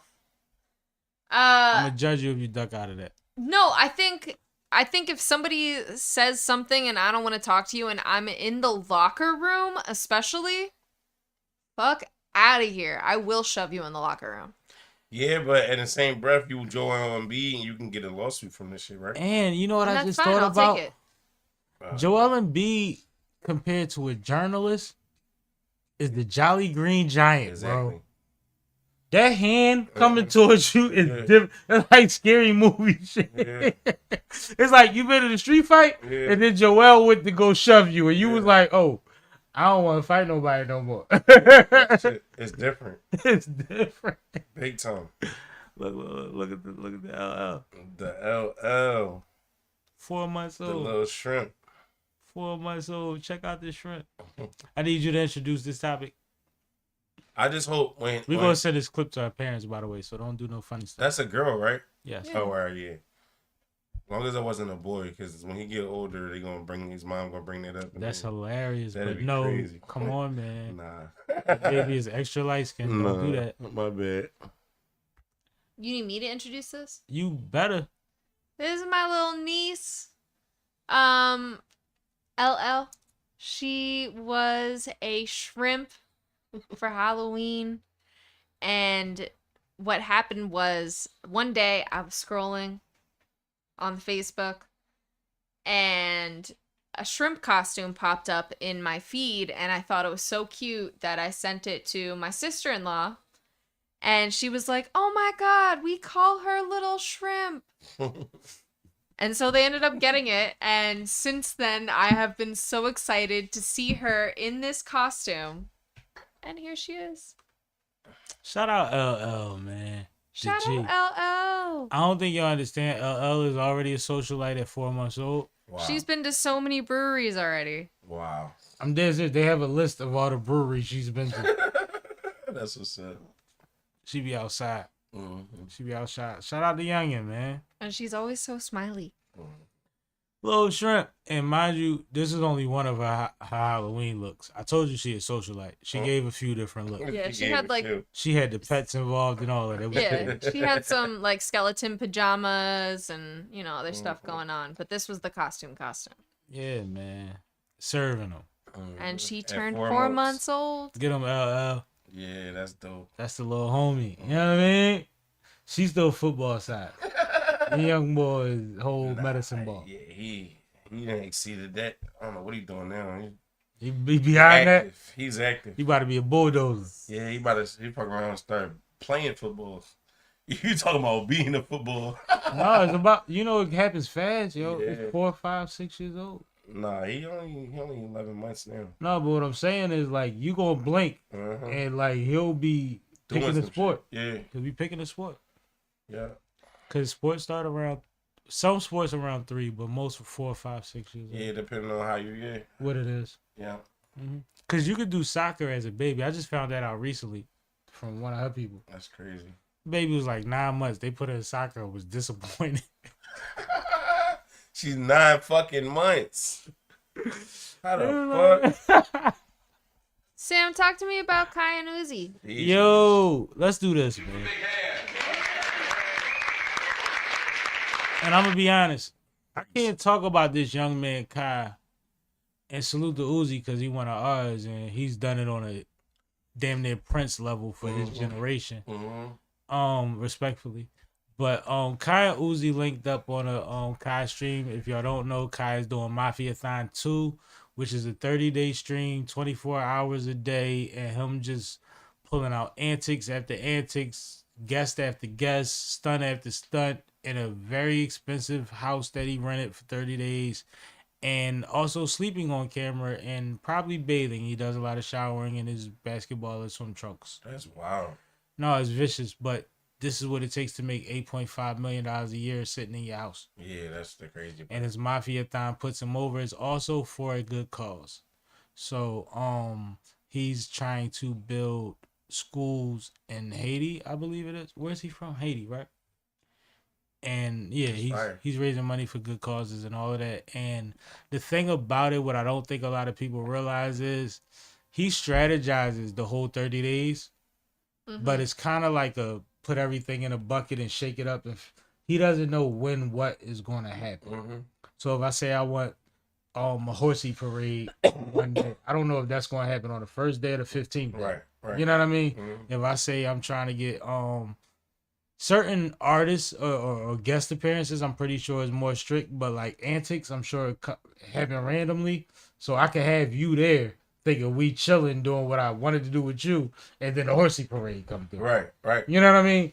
So I just want to shout him out. But recently he had Uzi on there, which was day 1 of the stream. And shout out to Uzi for being the rock star he is, because Uzi's always awkward. He's always Uzi awkward. Yeah. But he was game. Yeah. Like he was with the shit. Yeah. But he's still gonna be that North Philly Prince super, like it's the weird. Yeah, he got a different. Like what you doing? Yeah. Oh, all right. I went with oh. all right. Like, it was like that. Like. And I think that their energy together was awesome. And I think that I think it's a possibility that if Kai wasn't Kai or vice versa, they could be the other person. You see what I'm saying? If they gave their energy to each other's lane, I think they would still be superstars in the same way. I think the only difference is the age. Yeah. Well, and the crazy thing is, that's just about excess at that point, right? So yeah, like when we saw Kev with Kai, it was like, yo, seeing them together was loud. Yeah. Kevin Hart. So it's like, no, it's all about that. But I think that it was very fire for him to set his stream off like that. Shout out to Uzi, he is North Philly's own. And I don't know why y'all think he left when he was 10. He's a North Philly baby for real. I don't know if y'all seen him outside the Starbucks rubbing his chest, so to speak. He's still one of ours. Chased Rich the Kid up the block, bro. He's still one of ours. He still don't play like that. But shout out to him. Hopefully, what's crazy about it? What do y'all think about this, right? First of all, Kay, I want to know what you thought about the portions of the stream that you saw. But also, you know that the media the next day was upset because they didn't know that Uzi was dropping a project. And his rollout was Kai stream. Yeah. At that point. Up until that point, I should say. But go ahead. Either one of y'all. But Kay, I want to hear your feedback too. No, I mean, I didn't watch much of the stream. Right. I was editing while it was on. Right. So I didn't really get a chance to focus on it much at all. But I've seen, this is not their first appearance together. I've seen them together before. And every time they have good chemistry, and I think that Kai brings a different type of relatability that Uzi doesn't necessarily show. Yeah. Typically. That's a good assessment. And I think that that's important for Uzi's brand because especially now that he's become a festival circuit artist, An icon. It's easy for him to not seem relatable. And when a artist is no longer relatable to their fans, they lose interest. That might answer my second question. So I think that this was a crazy, smart move to have Kai be a part of the rollout because Kai does have such a huge following, the type of following that the demographic of Kai's following, and then also because Kai has that ability to bring that relatability out of him. So I thought that this was super smart. He's the ultimate icebreaker or wingman for his Demographic? energy of people. Yeah. Yes. I think that like Kai, and we watch his IRL streams and all of that stuff. Like I watch a lot of his content, and it's like the way that he approaches stuff and the way that he flips stuff on people and the way that he still has his spidey senses on, but he doesn't really give you the danger feeling. He just reacts and makes light of it. Right. I think that you see a lot of things that can be like, this kid is a star beyond what we know him for naturally. But I think like to be able to do something like a Mafia-thon, to be able to do content with all of your favorite artists, Nicki Minaj even. You know how hard that is to carry? Right. A Nicki Minaj joint. We got to get her a chair that we can't even fit down the steps. You know what I mean? Like, I think that, like, people don't understand he's doing more than just yelling into a camera. Right. I get it. He's the icebreaker. Yeah. You actually put it very well, Kay, because that's kind of what you was describing in a sort of way. It's like, no, he's a median at that point. He's the difference between your persona and your person when you go on his platform. Because he still give it up. He going to show you love. Yeah. But at the same time, do this dumb shit real quick. Right. Yeah. You know what late night TV has been doing for the last 30 years? At least 20? A lot of that. Getting a lot of your favorite people In to- uncomfortable in situations. silly situations. Yeah. Yep. Like G Leno's and shit like that. Yes. All the way up to Jimmy now. Fallon and all that shit. Yes. If you pay attention, he's literally doing that without even, maybe he's aware of that, but I think that's kind of what he naturally does. Yeah. You see what I'm saying? I get it. He might have realized in hindsight, like, oh shit, that's a thing. Right. But I think it was naturally Kai being Kai. I Yeah. agree. I've seen his mom dope. too many times not to think that his energy isn't natural. Right. His mom is a great spirit, great energy, positive person. I'm pretty sure he done bumped his head, broke everything in the house, and she told him, it's okay, Kai. Sure. He look like one of them Corbett kids. Like he tried to do a bunch of dumb shit in the house a bunch of times. But it's funny because even like if you follow his journey, he has a white lady that sometimes you'll see in his profile picture, older white lady, that they, when his, you know, his mom and them was immigrants, they used to, I guess he's part of a program that connected him to this wealthy white lady, and he used to go out there for summers and stuff like that, and she became like his aunt. Yeah. And he was broke and raw when she got it. And when he got money, he went back and tapped in with her. And it's like the things he was saying that he gained from being outside of the city and around love. And you know what I mean? A stranger that treated you like one of theirs. It's like, I think that he understands the value in a lot more than people think he does when they say he's from the Bronx and he is always hype. Right. I think he has a little more understanding. Right. You got to go to college sometimes to understand what he learned as a child visiting that lady. You see what I'm saying? I'm just saying. All right. Culture But shock. shout out to Kai and Uzi. It was a great stream. I still haven't gotten through all the highlights. I watched like Man, I was with you watching some of that shit. These niggas trying to set each other on fire. It's funny as It's shit. burnt the fuck out. Like, But the crazy it's thing just is, amazing that like we doing that type of shit on camera. Like, he got swatted during that stream. what you mean? Somebody called the folks and the cops popped up. 'Cause Helicopters. Oh shit. Helicopters was outside. Like, they got footage of the helicopter. Oh shit. It wasn't even no stunt. Like, he got swatted during that, you know. Like, bro, this should be different. They had the official Bluetooth shit. Now imagine I got you downstairs burning weed somewhere, doing your little thug thizzle, and they come through swatting me because the stream hated. But you was supposed to be a part of my next segment. Right. Now you in a you in a pickle. That's corny. Super. You was out on the back doing your thing. Right. Like, that's crazy. So stop swatting people. Yo. It's not, Yeah, it's- that's just it's corny. not interesting. Yeah, that's corny. It's like it's burnt out like car chases in LA. Right. Somebody hating. That's all it is. It's weird because they looked at their spot and they said, I shot a video there. I know where he at. Like, that's corny, bro. Did somebody swatch your video? Your pool party? Right. Right. All right. Let's move on. I didn't even know that was a thing. It's been a thing for a while. Over the video games. You better not be no. Okay, I'm tripping. Started with the video games, right? No, it definitely did. You better not be no street nigga. Bro, it get crazy. Sending SWAT to people. Out. Well, the thing is, we don't know how it works in the reverse. Are these people getting the time they supposed to get for putting people in a situation where they could have got their family killed? No. No. And that's the problem. That's like being able to lie about somebody taking advantage of you. Right. But there's, you know, sliding scales, thin lines, and all of that. Anyway. All right. Let's talk about Thug. Thugger. I'm gonna play some Thugger. What's your favorite Thugger record? Right now. If it ain't about the money and what's the name? Lifestyle. You want one of And those are collaborations. One of mine is let me see something off of Super Slime. That first slime he joined, Slime Season. For him and Wayne. What's the name? Damn. Take care. Take care. I'ma take care. Huh? Yep. Take care, baby. Can I tell you why Lifestyle is up there for me? Everybody fuck with Lifestyle. But I worked at a job where I was working with kids on a certain spectrum.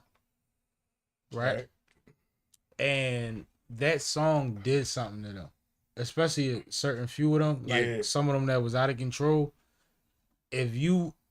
I wouldn't play it for him to calm down. People would do that.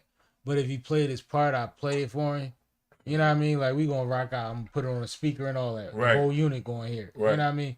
But he didn't even know most of the, you know, my lifestyle. Yeah. But he used to turn up to it. And it's like, bro, it just make you believe in music in a certain way that like you don't even realize what it do for everybody, bro. Yeah. And it was like he used to get so excited.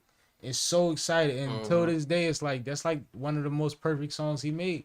For a lot of reasons, but that was part of it. No, I did it. That was part A of lot it. of people on that record too, though. No, I know, and that's the thing. A lot of they records that I like from down there are actually collaborations. Mm-hmm. Like Quan. Mm-hmm. You know what I mean? Like a lot of them, but Quan got it. Get the fuck out my face. Like the man when I walk through. No, but him and Quan. You ever heard him and Quan get the fuck out my face? Fuck out my face is crazy. Oh my god, it's crazy. That's the crazy. No, get the fuck out my face is crazy. Crazy. That was my shit. I actually had a system, so I used to listen to shit like that all the time. But cause like once I started getting SUVs and vans, niggas like, you know, you gotta put some 12s, 14s in the car with you. You ain't even in the trunk. You good. So I started putting speakers in my shit. But Go ahead and introduce the topic. Thug Home.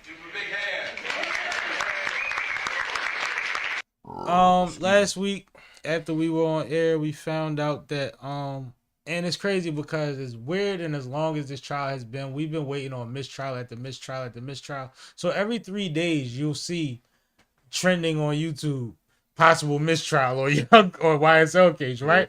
And it never would happen. No. And then this one day it kept saying, is Thug taking a plea deal, question mark. And I'm like, he taking a plea today? They should be tossing this shit. What we doing? Right. And then it said Thug enters plea deal. And we got to watch him live, which is a very, very long. Yo, it's not even, you know how like, if you want to get a Benz, you can afford a Benz, but you're going to have to sign paperwork for 3 hours. And you like, is it really worth signing my life away for this Benz? Even when it was over, he had to stand up there uncomfortably long to the point where like he needed to like move around to answer all of this shit that he already signed off on. So they broke down every charge that he pleaded no contest to. They broke down everything that he pled guilty to. They talked about how things was going to run concurrent. They said certain things that like ultimately what happens is they try to give him 20 years in, 25 years in, 20 years out? Something like that. 20 and 15 is supposed to be. That's different. They was giving him 45. He still got 45. So what happens is, whichever way it went, that was the offer after offering him 15 years of probation and go home today. It changed because he wouldn't testify. So when he decided not to testify, they decided to give him 20 years in and 25 years out. Or vice versa, if I'm incorrect, right? It's the only way I'm incorrect. Now what happens is the ultimate decision is still up to the judge. Right. That's all just a recommendation from the prosecutors. Those are recommendations from the prosecutor, right? So the judge and it was a long speech, but during her speech, she acknowledged the fact that this case was something that she would have helped win a lot smoother, but other factors, i.e. the prosecutor, made it difficult. She also acknowledged, like they all do, you're very talented, you can use your superpowers in better ways and all of that. You know what I mean? All of that. And then she got into the fact that when it came to sentencing, specifically, that's why I'm trying to fast forward through her speech. When it came to sentencing specifically, she said, I realized in the prosecution's recommendations that y'all were willing to let him go home today if everything went according to what you were agreed to. So when I'm taking that into consideration, then I'm thinking that meant that y'all didn't think he was a detriment to society at that time. And that's what she actually, and that's what nobody's talking about. I watched all of y'all speak to this. Nobody has mentioned that in their recap of this. The reason that he got to go home that day is because they were all ready to let him go home that day until he didn't completely cooperate with a stipulation. And she said, well, you already showed your hand. So if you believe that he was good to go home today, I'm willing to give him time served on the 5-year joints. Mind you, this has been a 2, maybe in the 3rd or half a year process that he's been locked up and fighting this case, right? Yeah, for sure. You know, a lot of the times, some things is double time.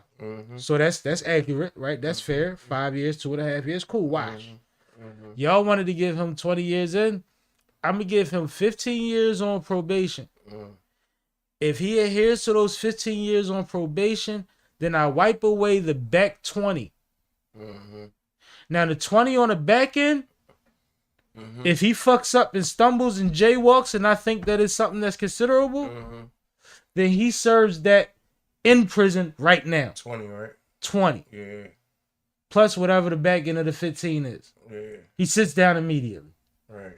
So he still got 45 years minus the 5 of time served. Yeah. Or the 40 Crazy, years yeah. is what I'm saying. Right? Yeah. Now, his lawyer, who is a rock star at this point for so many reasons during the trial, admitted on the courtroom steps right after they had the decision. The trial was and Thug was let out later that night. He's let out around 10 p.m. I believe. He said this was not. We were looking for an innocent plea. Like they haven't proven anything. But I can't account for the fact that nobody else has been in the position of my client, where he spent the last 2+ years sleeping on a concrete slab, going to court every day, eating out of a bag, preferably a burrito. That's his preference, and sitting and watching people lie on him every day, with the probability of never seeing his family again. He said, so we had to take it. But you know what that means. You know how he carried. He kept it gangster. And Couldn't beat it. then Thug comes home and says, "Wham, let's go make a hit on these rats." Oh my God! These rats purr. I don't know what the fuck that meant. What did that mean when he said? What I learned from the AR Ab case is you can't acknowledge federal informants or state informants and none of that publicly as anything when you're in a position to put them in danger. Now, if I'm Thug, That's one of your.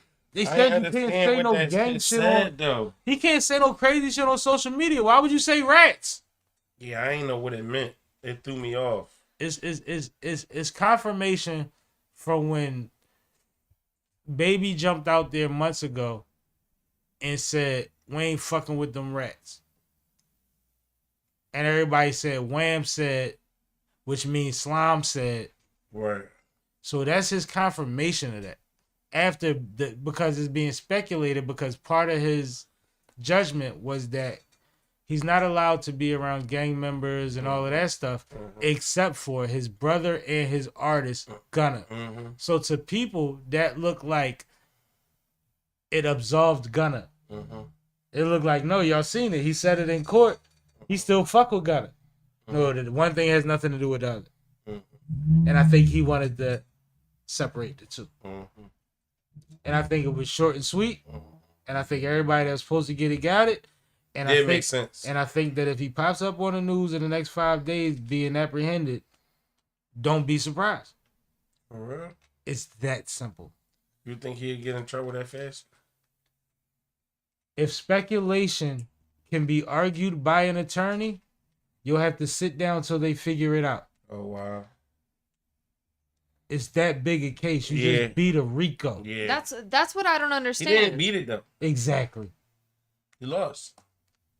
Exactly. But just you're wrong. on probation Still the biggest gangster with in the this. threat of 20 Because years. what he didn't do Right. is say a fucking word. All he did was fist bumped his lawyer and Yeah. rapped his own lyrics. No, for sure. Still, Don't fuck that up. right? No, but that's Go what live I'm a saying. quiet You life. John Gotti, nigga. Move out of state. Yeah. Outside. That's a major situation. It's like what you... I think he did that just for the... Thug is a troll, too. We all know that. But no. No, listen. No. You see what's on the screen? No, but listen, though. You talking about the same nigga that wore a dress, bro.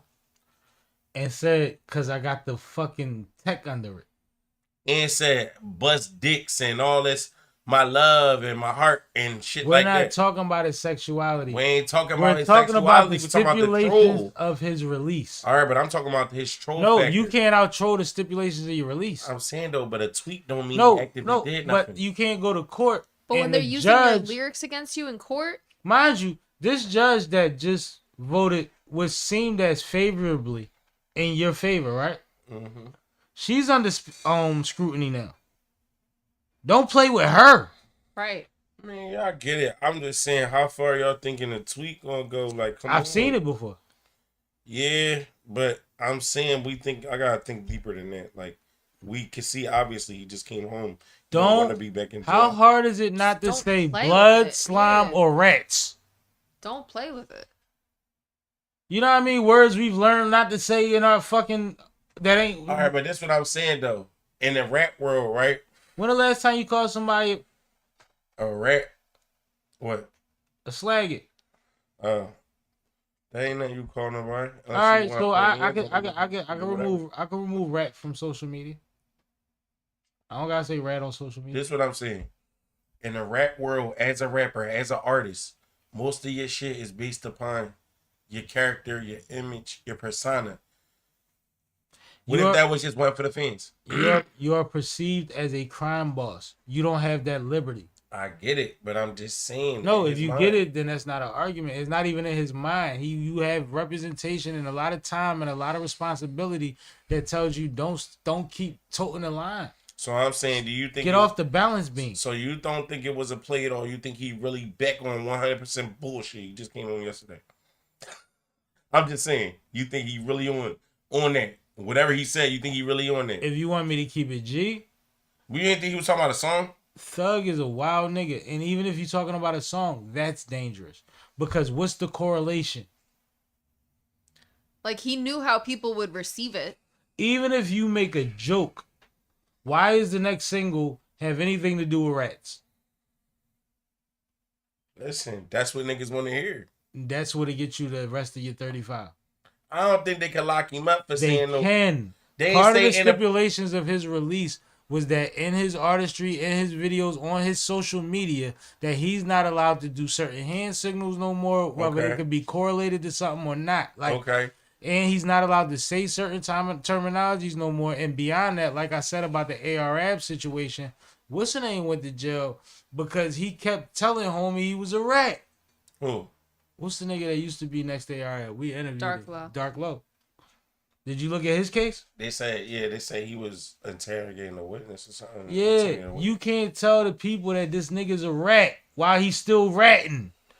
I get that. The weirder thing about it is then you approached him. You think somebody that's already telling is going to stop? Right. You think I feel safer? Stop telling? Do you think it's safer if I stop telling on you? I already got a plug right here that said you got me. You gonna approach me and I'm gonna be like, you know what? Yo, I fuck with you. That don't even make sense. Yeah, don't.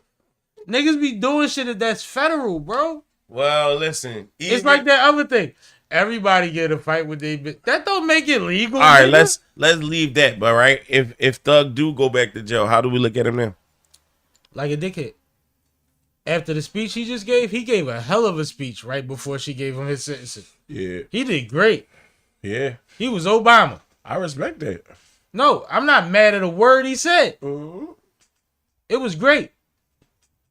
Imagine being back in front of her and she saying, so we just had this conversation. Well, what I'm trying to say to you is, right? What do judges always tell people? Don't let me see you in my courtroom again. What I'm trying to say to you is, in my head, this is manipulation.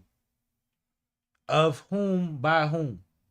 Of the people, of the fans, by himself, to stir shit up. What fans? To get people ready to hear some music, maybe. I don't know.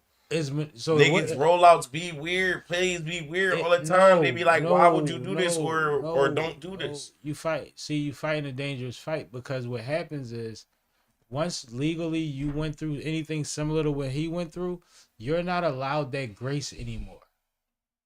You're not. I get it. You're not allowed that grace. They're not. So you think he not gonna rap about gangster shit no more? At all? I think he should be slicker about how he says things. I think slime, blood, and whatever the fuck else that they're already aware of should not be a part of it. So you think he gonna? So you don't think they know what rats are? All right. So you think he gonna drop his flag? I think Thug is definitely a blood. I think publicly he just don't have to bang it. He's at a level where he should not have to bang it anymore anyway. That shit ain't like that, bro. There are sets that are literally online right now. Niggas that are active are telling you around my way it ain't even about that color shit no more. I wear that shit too, but at the same time, everybody know what it is. Like the color shit is not as strict. So it's not about flags no more, especially if you're a provider. Man, I And get he's it. not even allowed to be a provider no more on paper. I'm saying though, all right, let's put it like in this perspective. What do you think his fans want to hear from him now? You think they want to hear him Do say, you "I'm know sorry"? that? Do you know that 90% of Young Thug's fans didn't understand half of the gangster shit that was going on in his music? He could still present high quality music without having to tap into anything dangerous. I mean, yeah, probably not. Based on his melodies and shit like that. Even as us, Right. we are in this country. Thug is an international artist. We're in this country. We was in Philly saying, yo, them Atlanta niggas don't even be beefing.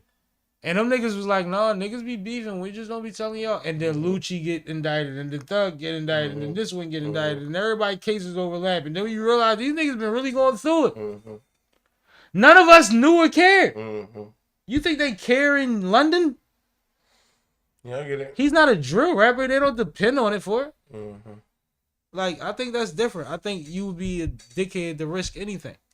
Yeah, I feel you. I feel Especially when you say you got 9 kids. that. From the naked eye, I feel that for sure. He come from a family of 11. I can't imagine how many of his siblings still alive.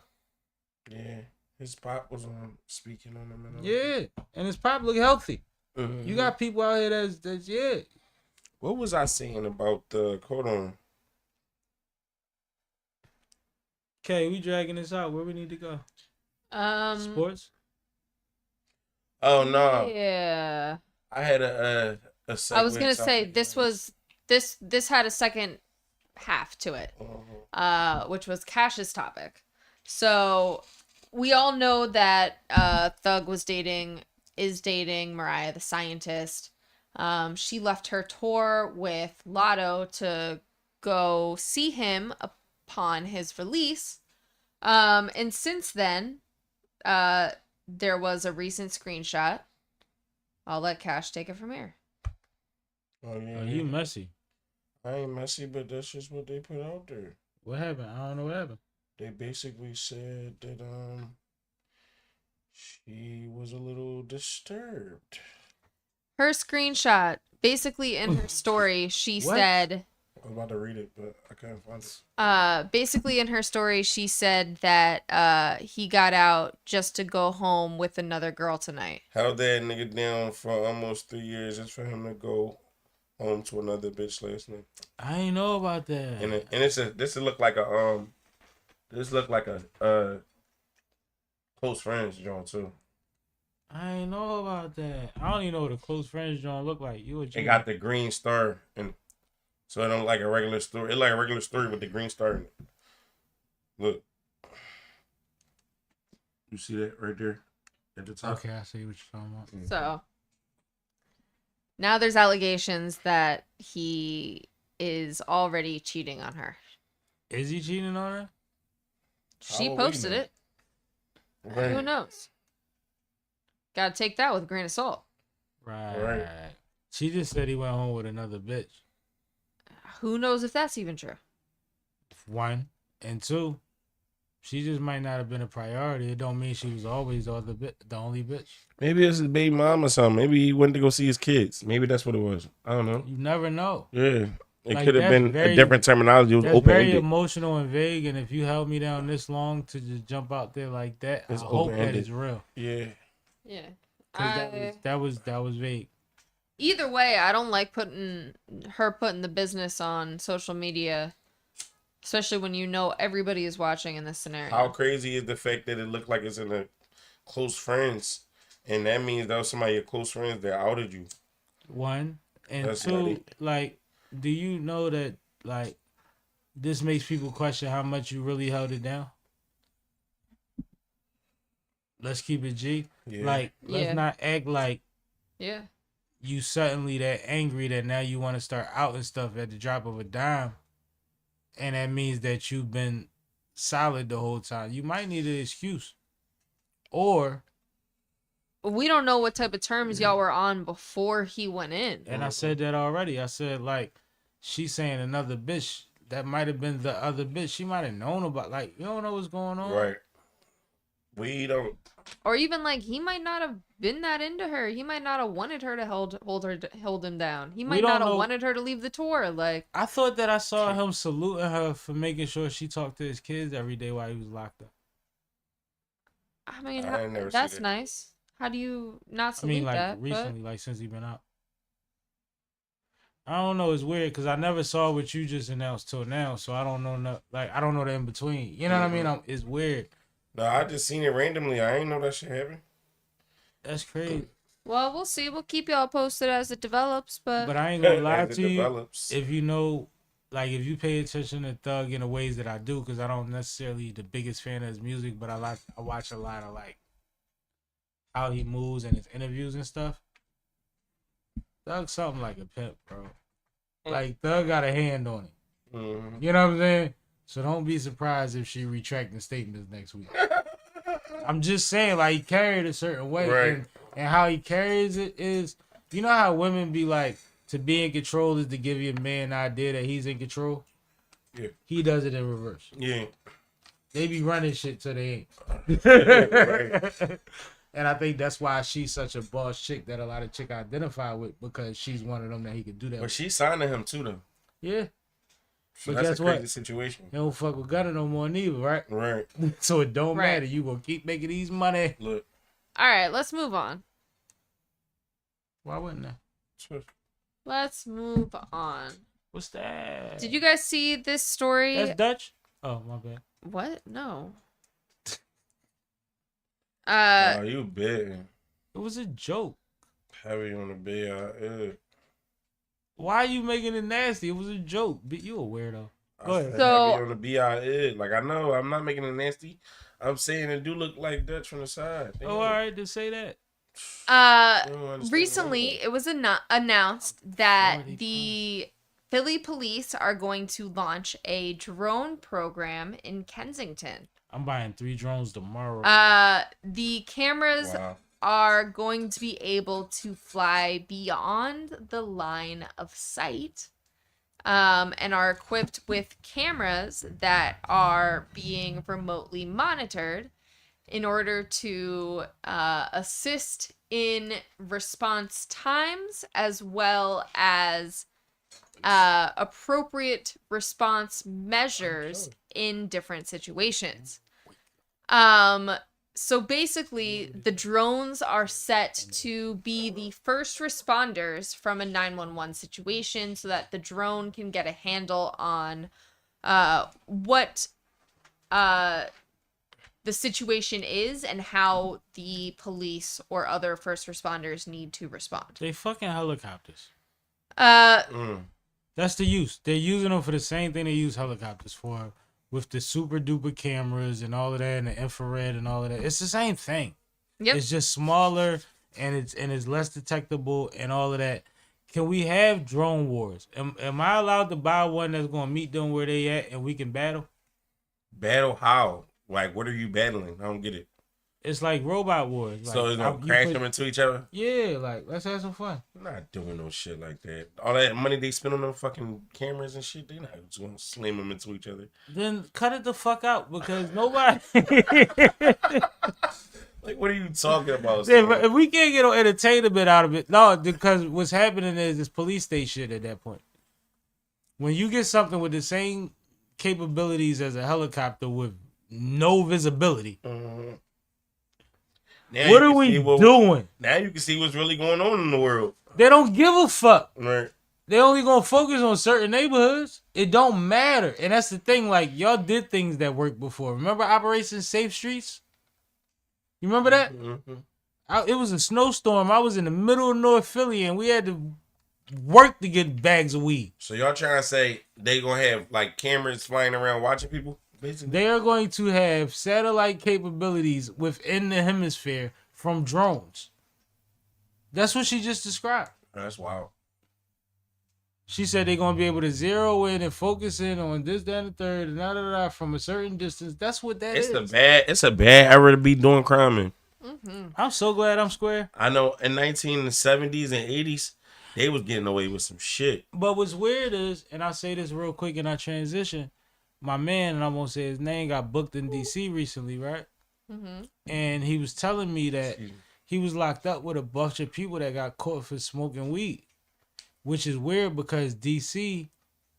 was wide open a few months back, once they decriminalized it and motherfuckers were smoking, now they're locking people up for public intoxication for smoking weed. Mm-hmm. In the same city that was part of setting one of the precedents, some of the precedent, they done flipped the law back on you. You can go to the dispensary, but you got to smoke it in your apartment that don't allow smoking. Like the LA shit. Like, that's crazy, yeah. bro. That's how it is in LA. It's like they flipping it, but one of the positive things, vote tomorrow, Kamala said that she will be decriminalizing recreational weed. That is part of her campaign. If y'all missed it, but it's all over the place. Just look for it. Mm-hmm. But no, that's crazy, right?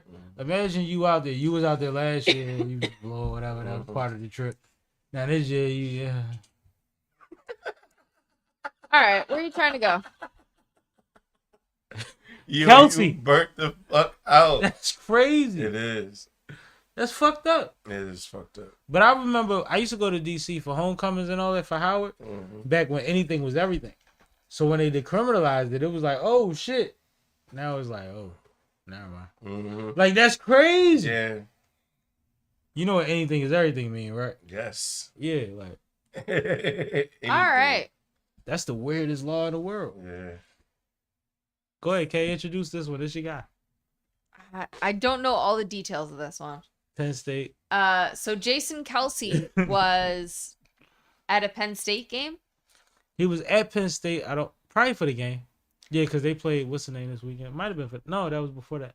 I don't know. He's at Penn State. He was at Penn State, and a college student made a comment about his brother, and Taylor Swift, and the fact that his brother's dating Taylor Swift, making him an F word. And How do you feel about your brother being a slagger for dating Taylor Swift? yeah, that was the comment. What? Jason Kelce did not take kindly to that comment. He said that live? Like, Okay, I'm capping. No. that's crazy. He ain't go to jail. It's on camera on multiple angles. And Sam, tell the world how Jason Kelce reacted. Well, they were antagonizing and walking through already. It got to the point where that statement was said. Jason turned around. He grabbed the gentleman's phone, slammed the phone, and then went to pick the phone back up to make sure it was fucking broken. And, a little, it looked weird. But, and see, this is why I don't like this situation. Is it my turn to really talk about it? Yes. It sure is. There's a lot of new laws surrounding cell phones. The information in them, it's like, it's not a petty crime no more. That's somebody's lifeline, whatever. Yeah. Like, it's not the same as cell phones used to be, right? Right. But in that instance, when I'm already Jason Kelce, like, I'm Jason Kelce. My brother is Travis Kelce. I'm walking around here being a man amongst the people. You get to call my brother what and do what after I already been telling y'all leave me alone? If I'm the judge, I'm like, well, I guess you could buy another $3,000 cell phone over a $20,000 medical bill. Am I tripping? No. He shouldn't get charged for that shit. Fuck that. But it's a possibility. It's Like, probably not a because he's lawsuit for known. $3,000? No, that's people that antagonize you like that nowadays. That's what they're living for. And the fact that it was actually caught on camera, which how often will it not be nowadays, makes it more liable that you think you have a come up. That's why you think he wanted to fight Jason Kelce? What if like a bunch of little wild young boys from Southwest just beat you the fuck up out of nowhere and you don't make it to court to do the lawsuit thing? But he ain't gonna be in Southwest. He gonna be at the country club. I'm just saying if that's where I was. But that be with but that's be how be I could get thinking, that for a stack. bro. That's under the 3. Nigga, we going to Foot Locker tomorrow. Get it done tonight. I know what you know. We going to Foot Locker tomorrow. They already got shiesties. I ain't got to buy the shiesties. Right, They got hoodies and shiesties already. I treat them like I used to treat. I used to treat them like I used to treat the other beef. Calling a grown man something like that, to his brother. Yeah. You might be able to get away with it to me. You think my brother standing for that and he retired? Yeah. He ain't even gonna get fined for this. Yeah. Oh, he was in that play too. Yeah, Jason Kelce used to play for the Eagles. Okay. He the one that had the mummers joint on at the parade and all that was turning up. Yeah. He went on He big he on all the deal. Wawa commercials. We love him. Bro, I get it. I'm just not tapped in. No, I'm just telling you, like, he's actually a favorable dude. Like, he's dope. Mm-hmm. He's fair. They just got a couple $100 million for their podcast, him and his brother, because it's dope seeing two cool white guys talk about life and sports. Like, he's a dope dude. Mm-hmm. You don't deserve that shit, bro. No, Especially, like, don't talk about my fucking brother. For all you know, my brother just broke his ankle yesterday and we ain't announced it yet. Mm-hmm. Like, I'm sensitive. Yeah, leave me alone. Don't do that. It's corny when people just try to make an object of you because you're a public figure. But what do you think about the legal repercussions of that, Kat? The possible legal repercussions of that. How do you think that'll play out? See, it says Jason Kelce fights phone. I think You ultimately say that nigga it's life. not going to amount to too much. You think his people will reach out, phones will be bought, Yeah. 5,000 and get dropped off. Yeah, I think. And if this That's a happens, lot for you being an asshole. If this happened on Penn State campus, the college is liable to get involved to make sure that, you know, shit gets handled properly and is And what you know it what's is. funny? He probably has a fucking Penn State ID. And that makes everything weird. Because now he put himself in a certain situation because once you sign on to those universities, you're supposed to adhere a certain standard. Mm-hmm. Right, Kay? Yeah. Like, there's a thing. Just like if you went to a Catholic school and you went home and you got in a fight on the way home, but you had on a uniform, well, you can still get suspended from school. You misrepresenting them outside of school. Yeah, I get it. Yeah, that's the thing. I know. So on their campus, if that was a student, even if a student of the rival school, that could be an infraction for them too on the other side. Mm-hmm. Because that's not a good look, yo. Why antagonize somebody that far? Yeah. What did he do to you personally? Is your little brother his son that he ain't claiming? I never understood, right? Once social media came out, it's like accountability went completely out of the window. Because I didn't grow up in an era where you could disrespect anybody in any way or form and not have to stand up to them. But you grew up in an era where people would pay money to disrespect you. And you know how I know that for a fact? How? Because It wasn't like that when I was a teenager. Cassidy was headlining a powerhouse. And this was What year that was? It's along your era. This is 04, 05, 03, somewhere around there, if I'm not mistaken. In 03? But hold on, listen to the story, right? There's a block that he had a problem with from up my way. Mm-hmm. We're not gonna get into no specifics, right? Their plan was to go to Powerhouse, be in the front 2 rows with all black Dickies on, and throw water bottles at him. Then what? And I'm talking about motherfuckers that do real shit. That was their plan. What they gonna do after that? I guess that they were trying to antagonize because they was with whatever happened after that. But do you know how weird when a nigga told me, like, no, we was down there. We went down there, like, we was on it like that. And I'm like,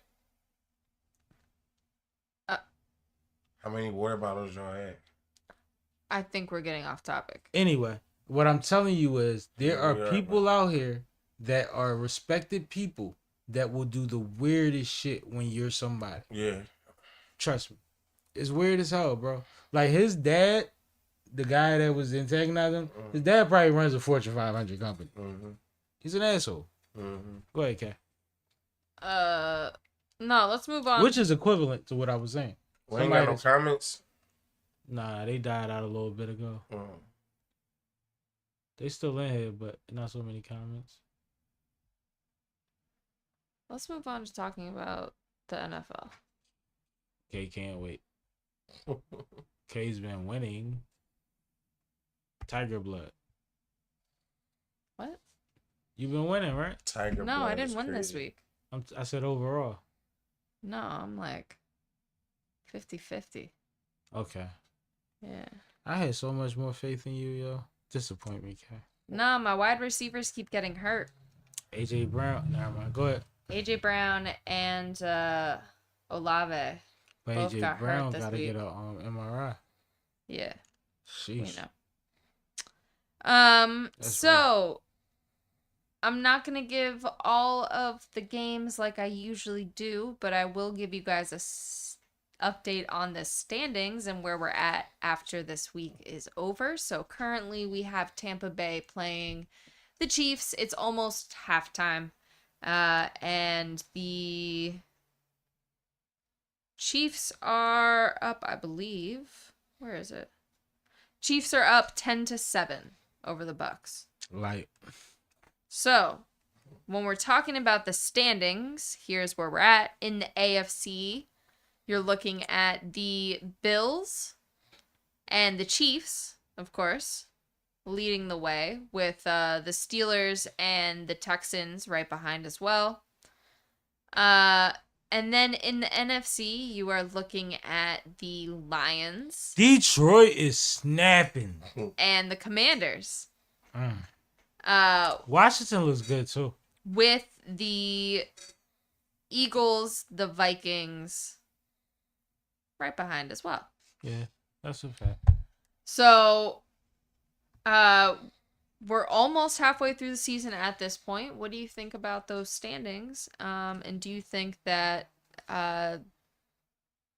they are accurate for where we're going to shake out at the end of the season?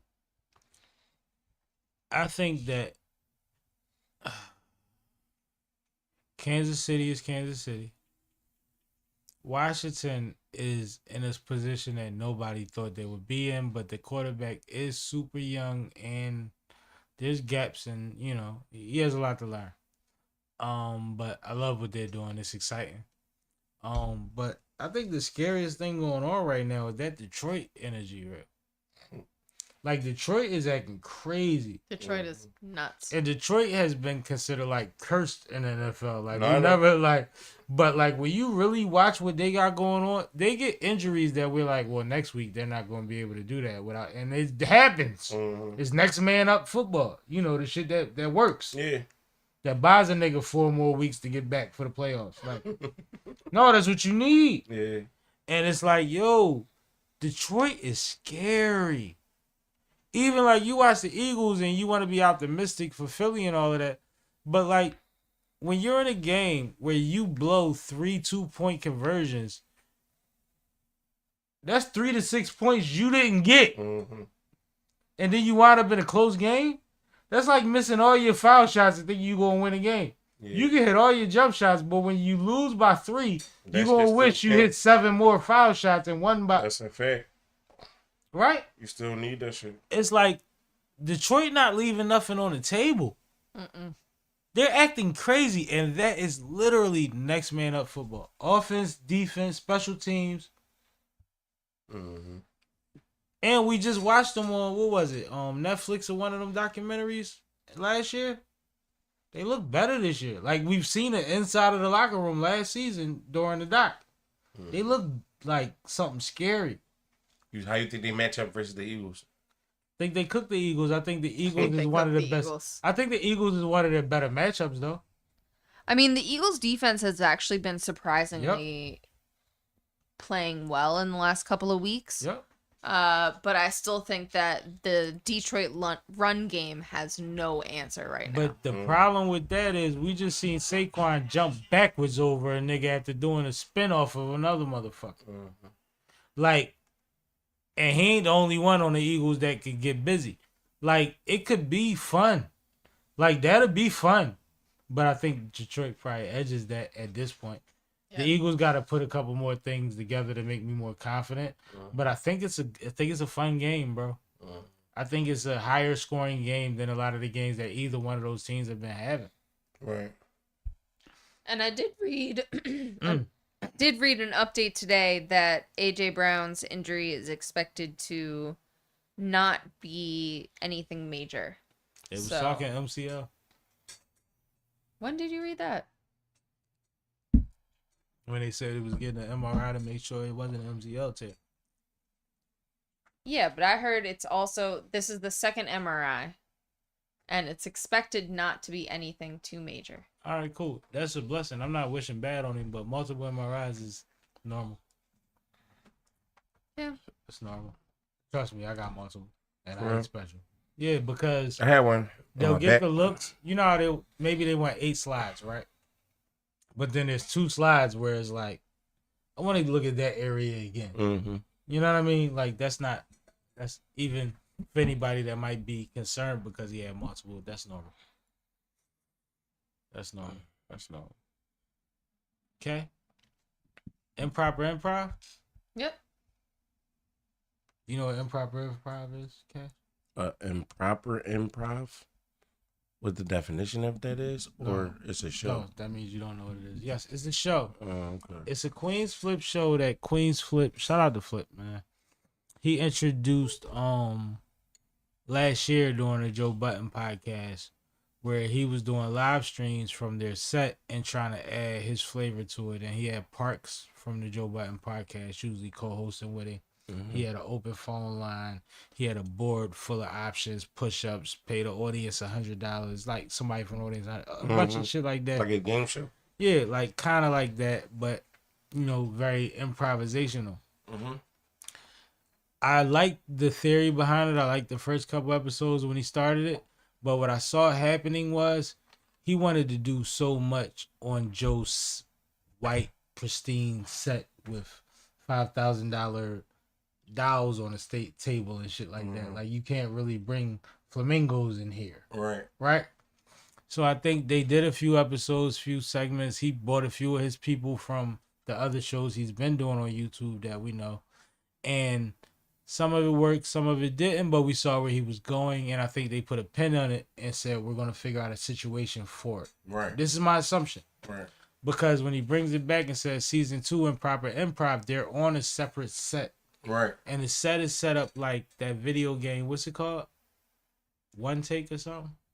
One Piece. One Piece.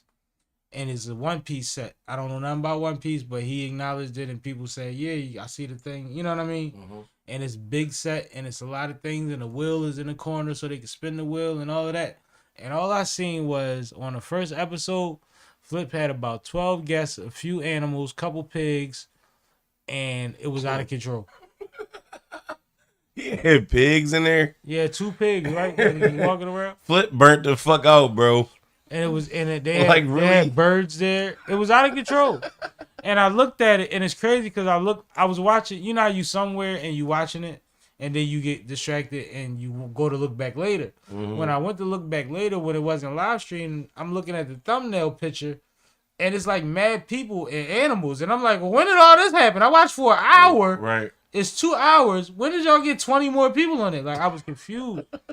So, and Kay can tell you, I scrolled through this shit minute by minute, every 3 minutes, every 5 minutes, just to see how the energy was going. And I'm like, he ain't catch a stride yet. Mm-hmm. And then he spent the next week on Spaces and on Joe Situations talking about what he wants to do better and what his dichotomy was. But when he explains what the problem is, he keeps actually speaking to the problem without acknowledging it. And this is no disrespect to Flip. Flip is an originator of a lot of different things from battle rap to content. Respect Flip. But he's saying like, no, but I just wanted to be a space where I just want to do the stuff I can't do here. Like the stuff that y'all be saying I can't do here and y'all be... And what he don't realize is at his age and his seniority in the game, Right. they've made him a better personality and energy, and he needs to lean into that Instead of doing the wild while adding it to the in-between sketchy shit. But he's like, no, I just want to, I want to bring my people out. And Joe's actually telling him certain personalities that he's like, bro, if you bring him back up there, I'm never watching you again. Like, he's not that. And he's like, no, but that's my people. He's like, no, we get that.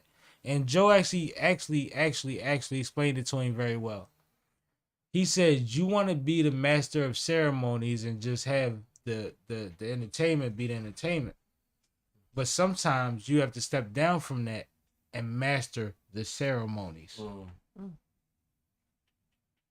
The biggest problem with improper improv is not the conception of it. A lot of it is an execution of it being based on, I want a space to still be as immature as I used to be. Yeah. Basically. Because that's me. But you've changed your persona publicly. You told people you're not doing antics no more. You're doing long form content when you want everybody to take you seriously, but you want Improper Improv to be Pee-wee's Playhouse. Yeah. And it's like, if you wanted to be Pee-wee's Playhouse, then you have to oversee. He should try to do that wild shit through somebody else. He should watch how Kai does Mafia-thon.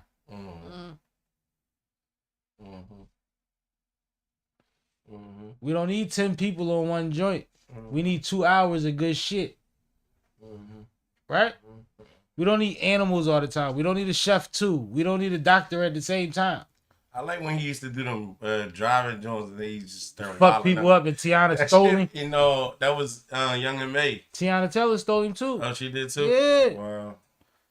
But that's what he's trying to convince people he don't do no more. Yeah, I know, but at the same time, that he's shit was trying to create a hilarious. circus on a live stream, and it's like, at the same time as you doing all of these different personalities and antics, you're answering random phone calls. From to who? trolls. Celebrities?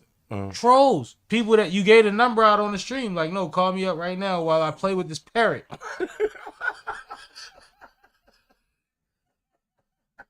That's asking for trouble.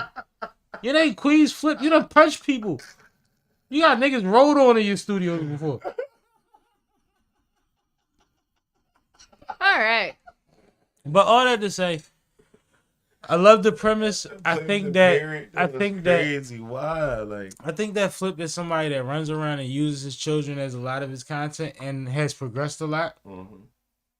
He got to lean into that a little bit more and find the happy medium between that and what he's used to presenting to the people, or he's always going to be telling people, I don't do that no more. And I think that's what he's going, and I think that's what frustrates him the most right now, is trying to find a way around that.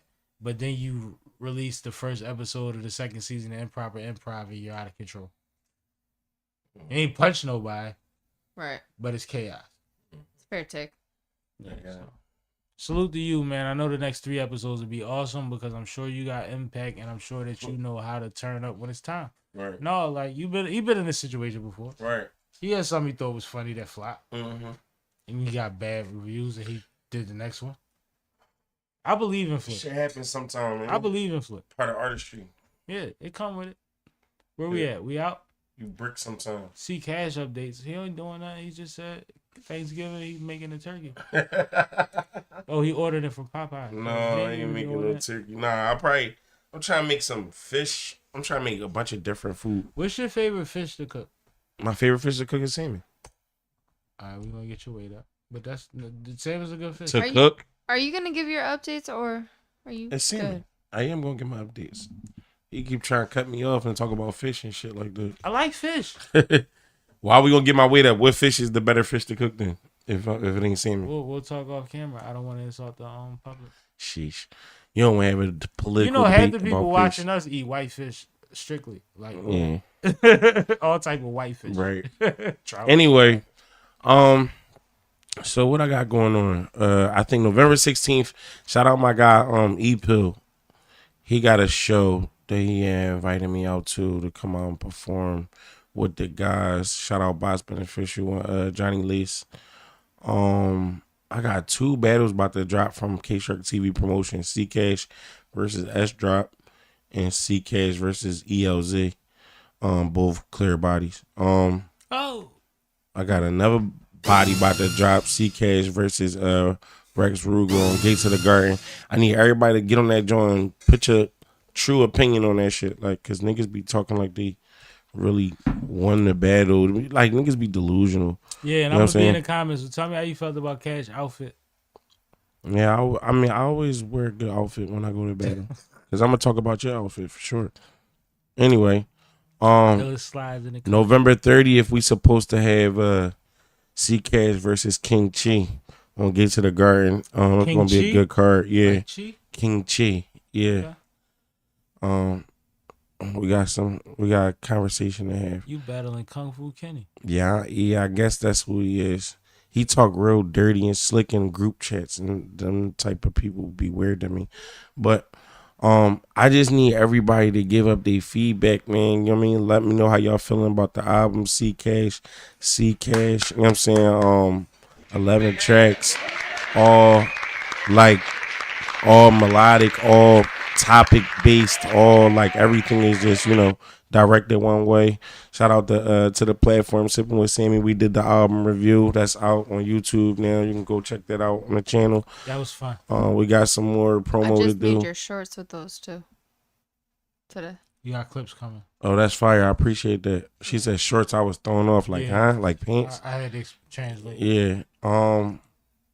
Yeah, so we just working, man. I just appreciate everybody that's paying Well, attention how was and the tuning in. feedback of the listening session?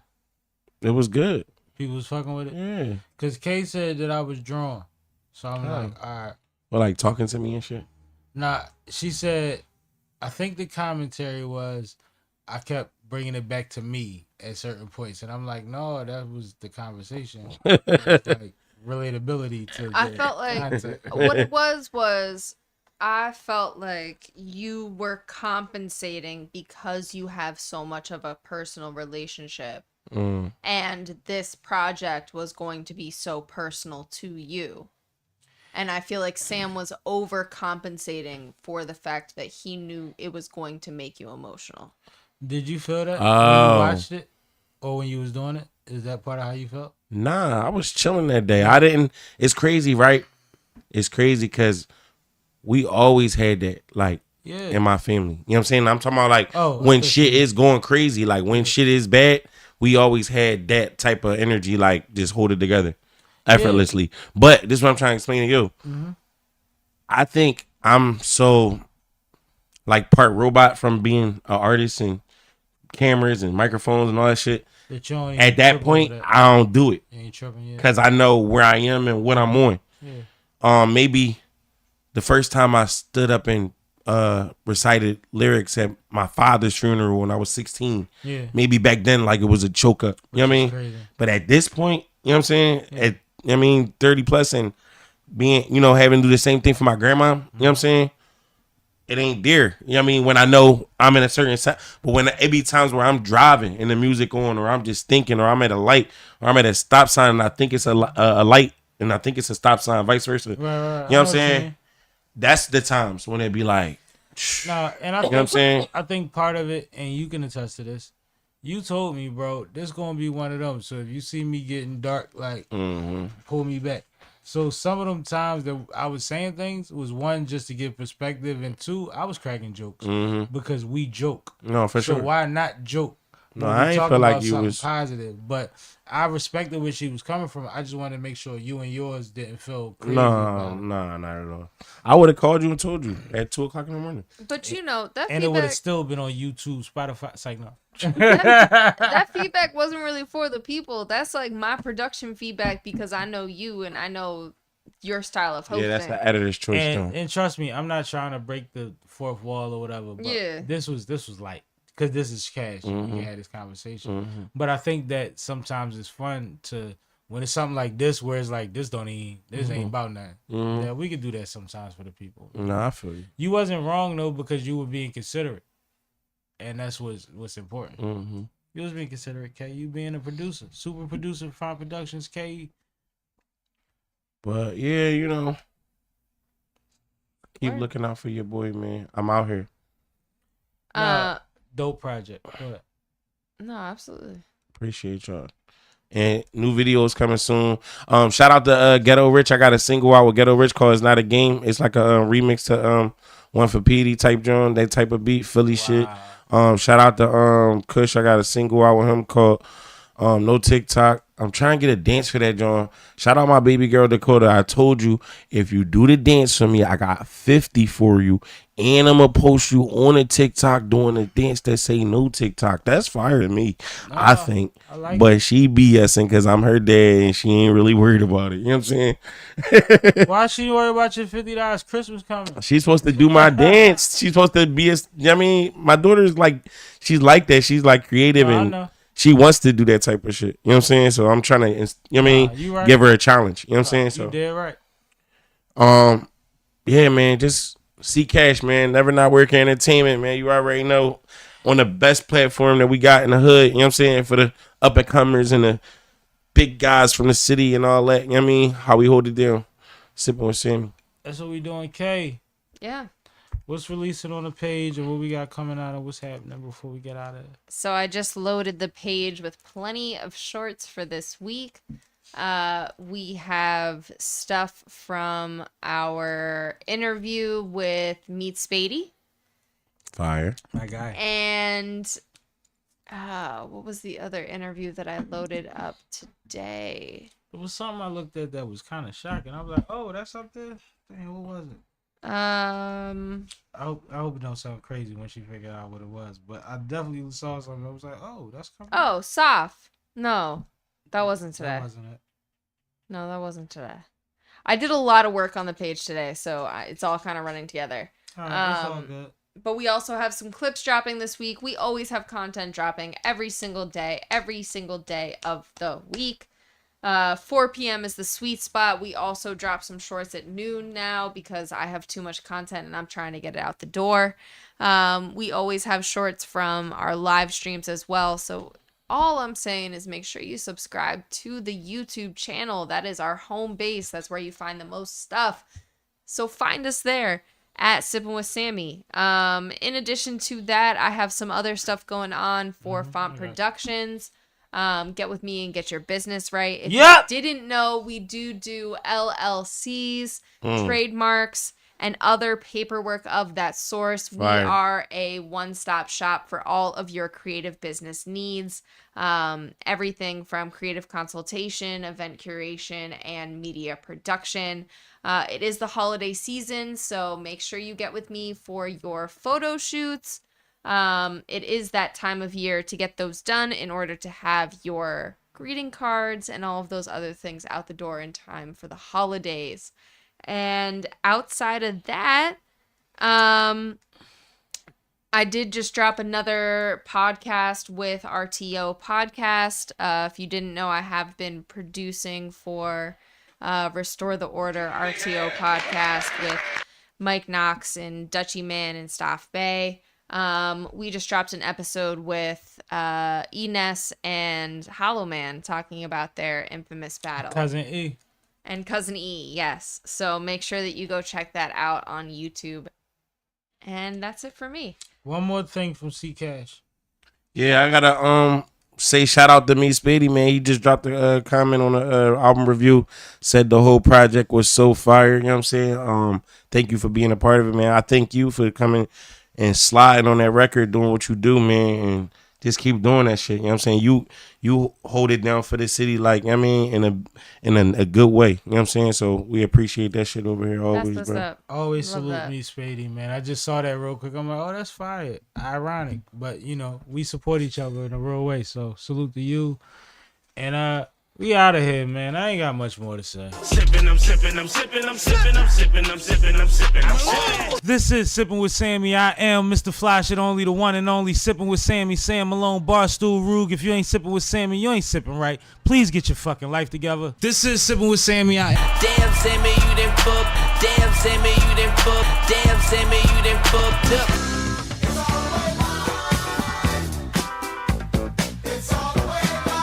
Thanks, Sammy. Fucking yuppie transplants. Move the fuck out. Get out of our fucking city. You ain't even fucking born here. Tired of you, motherfucker.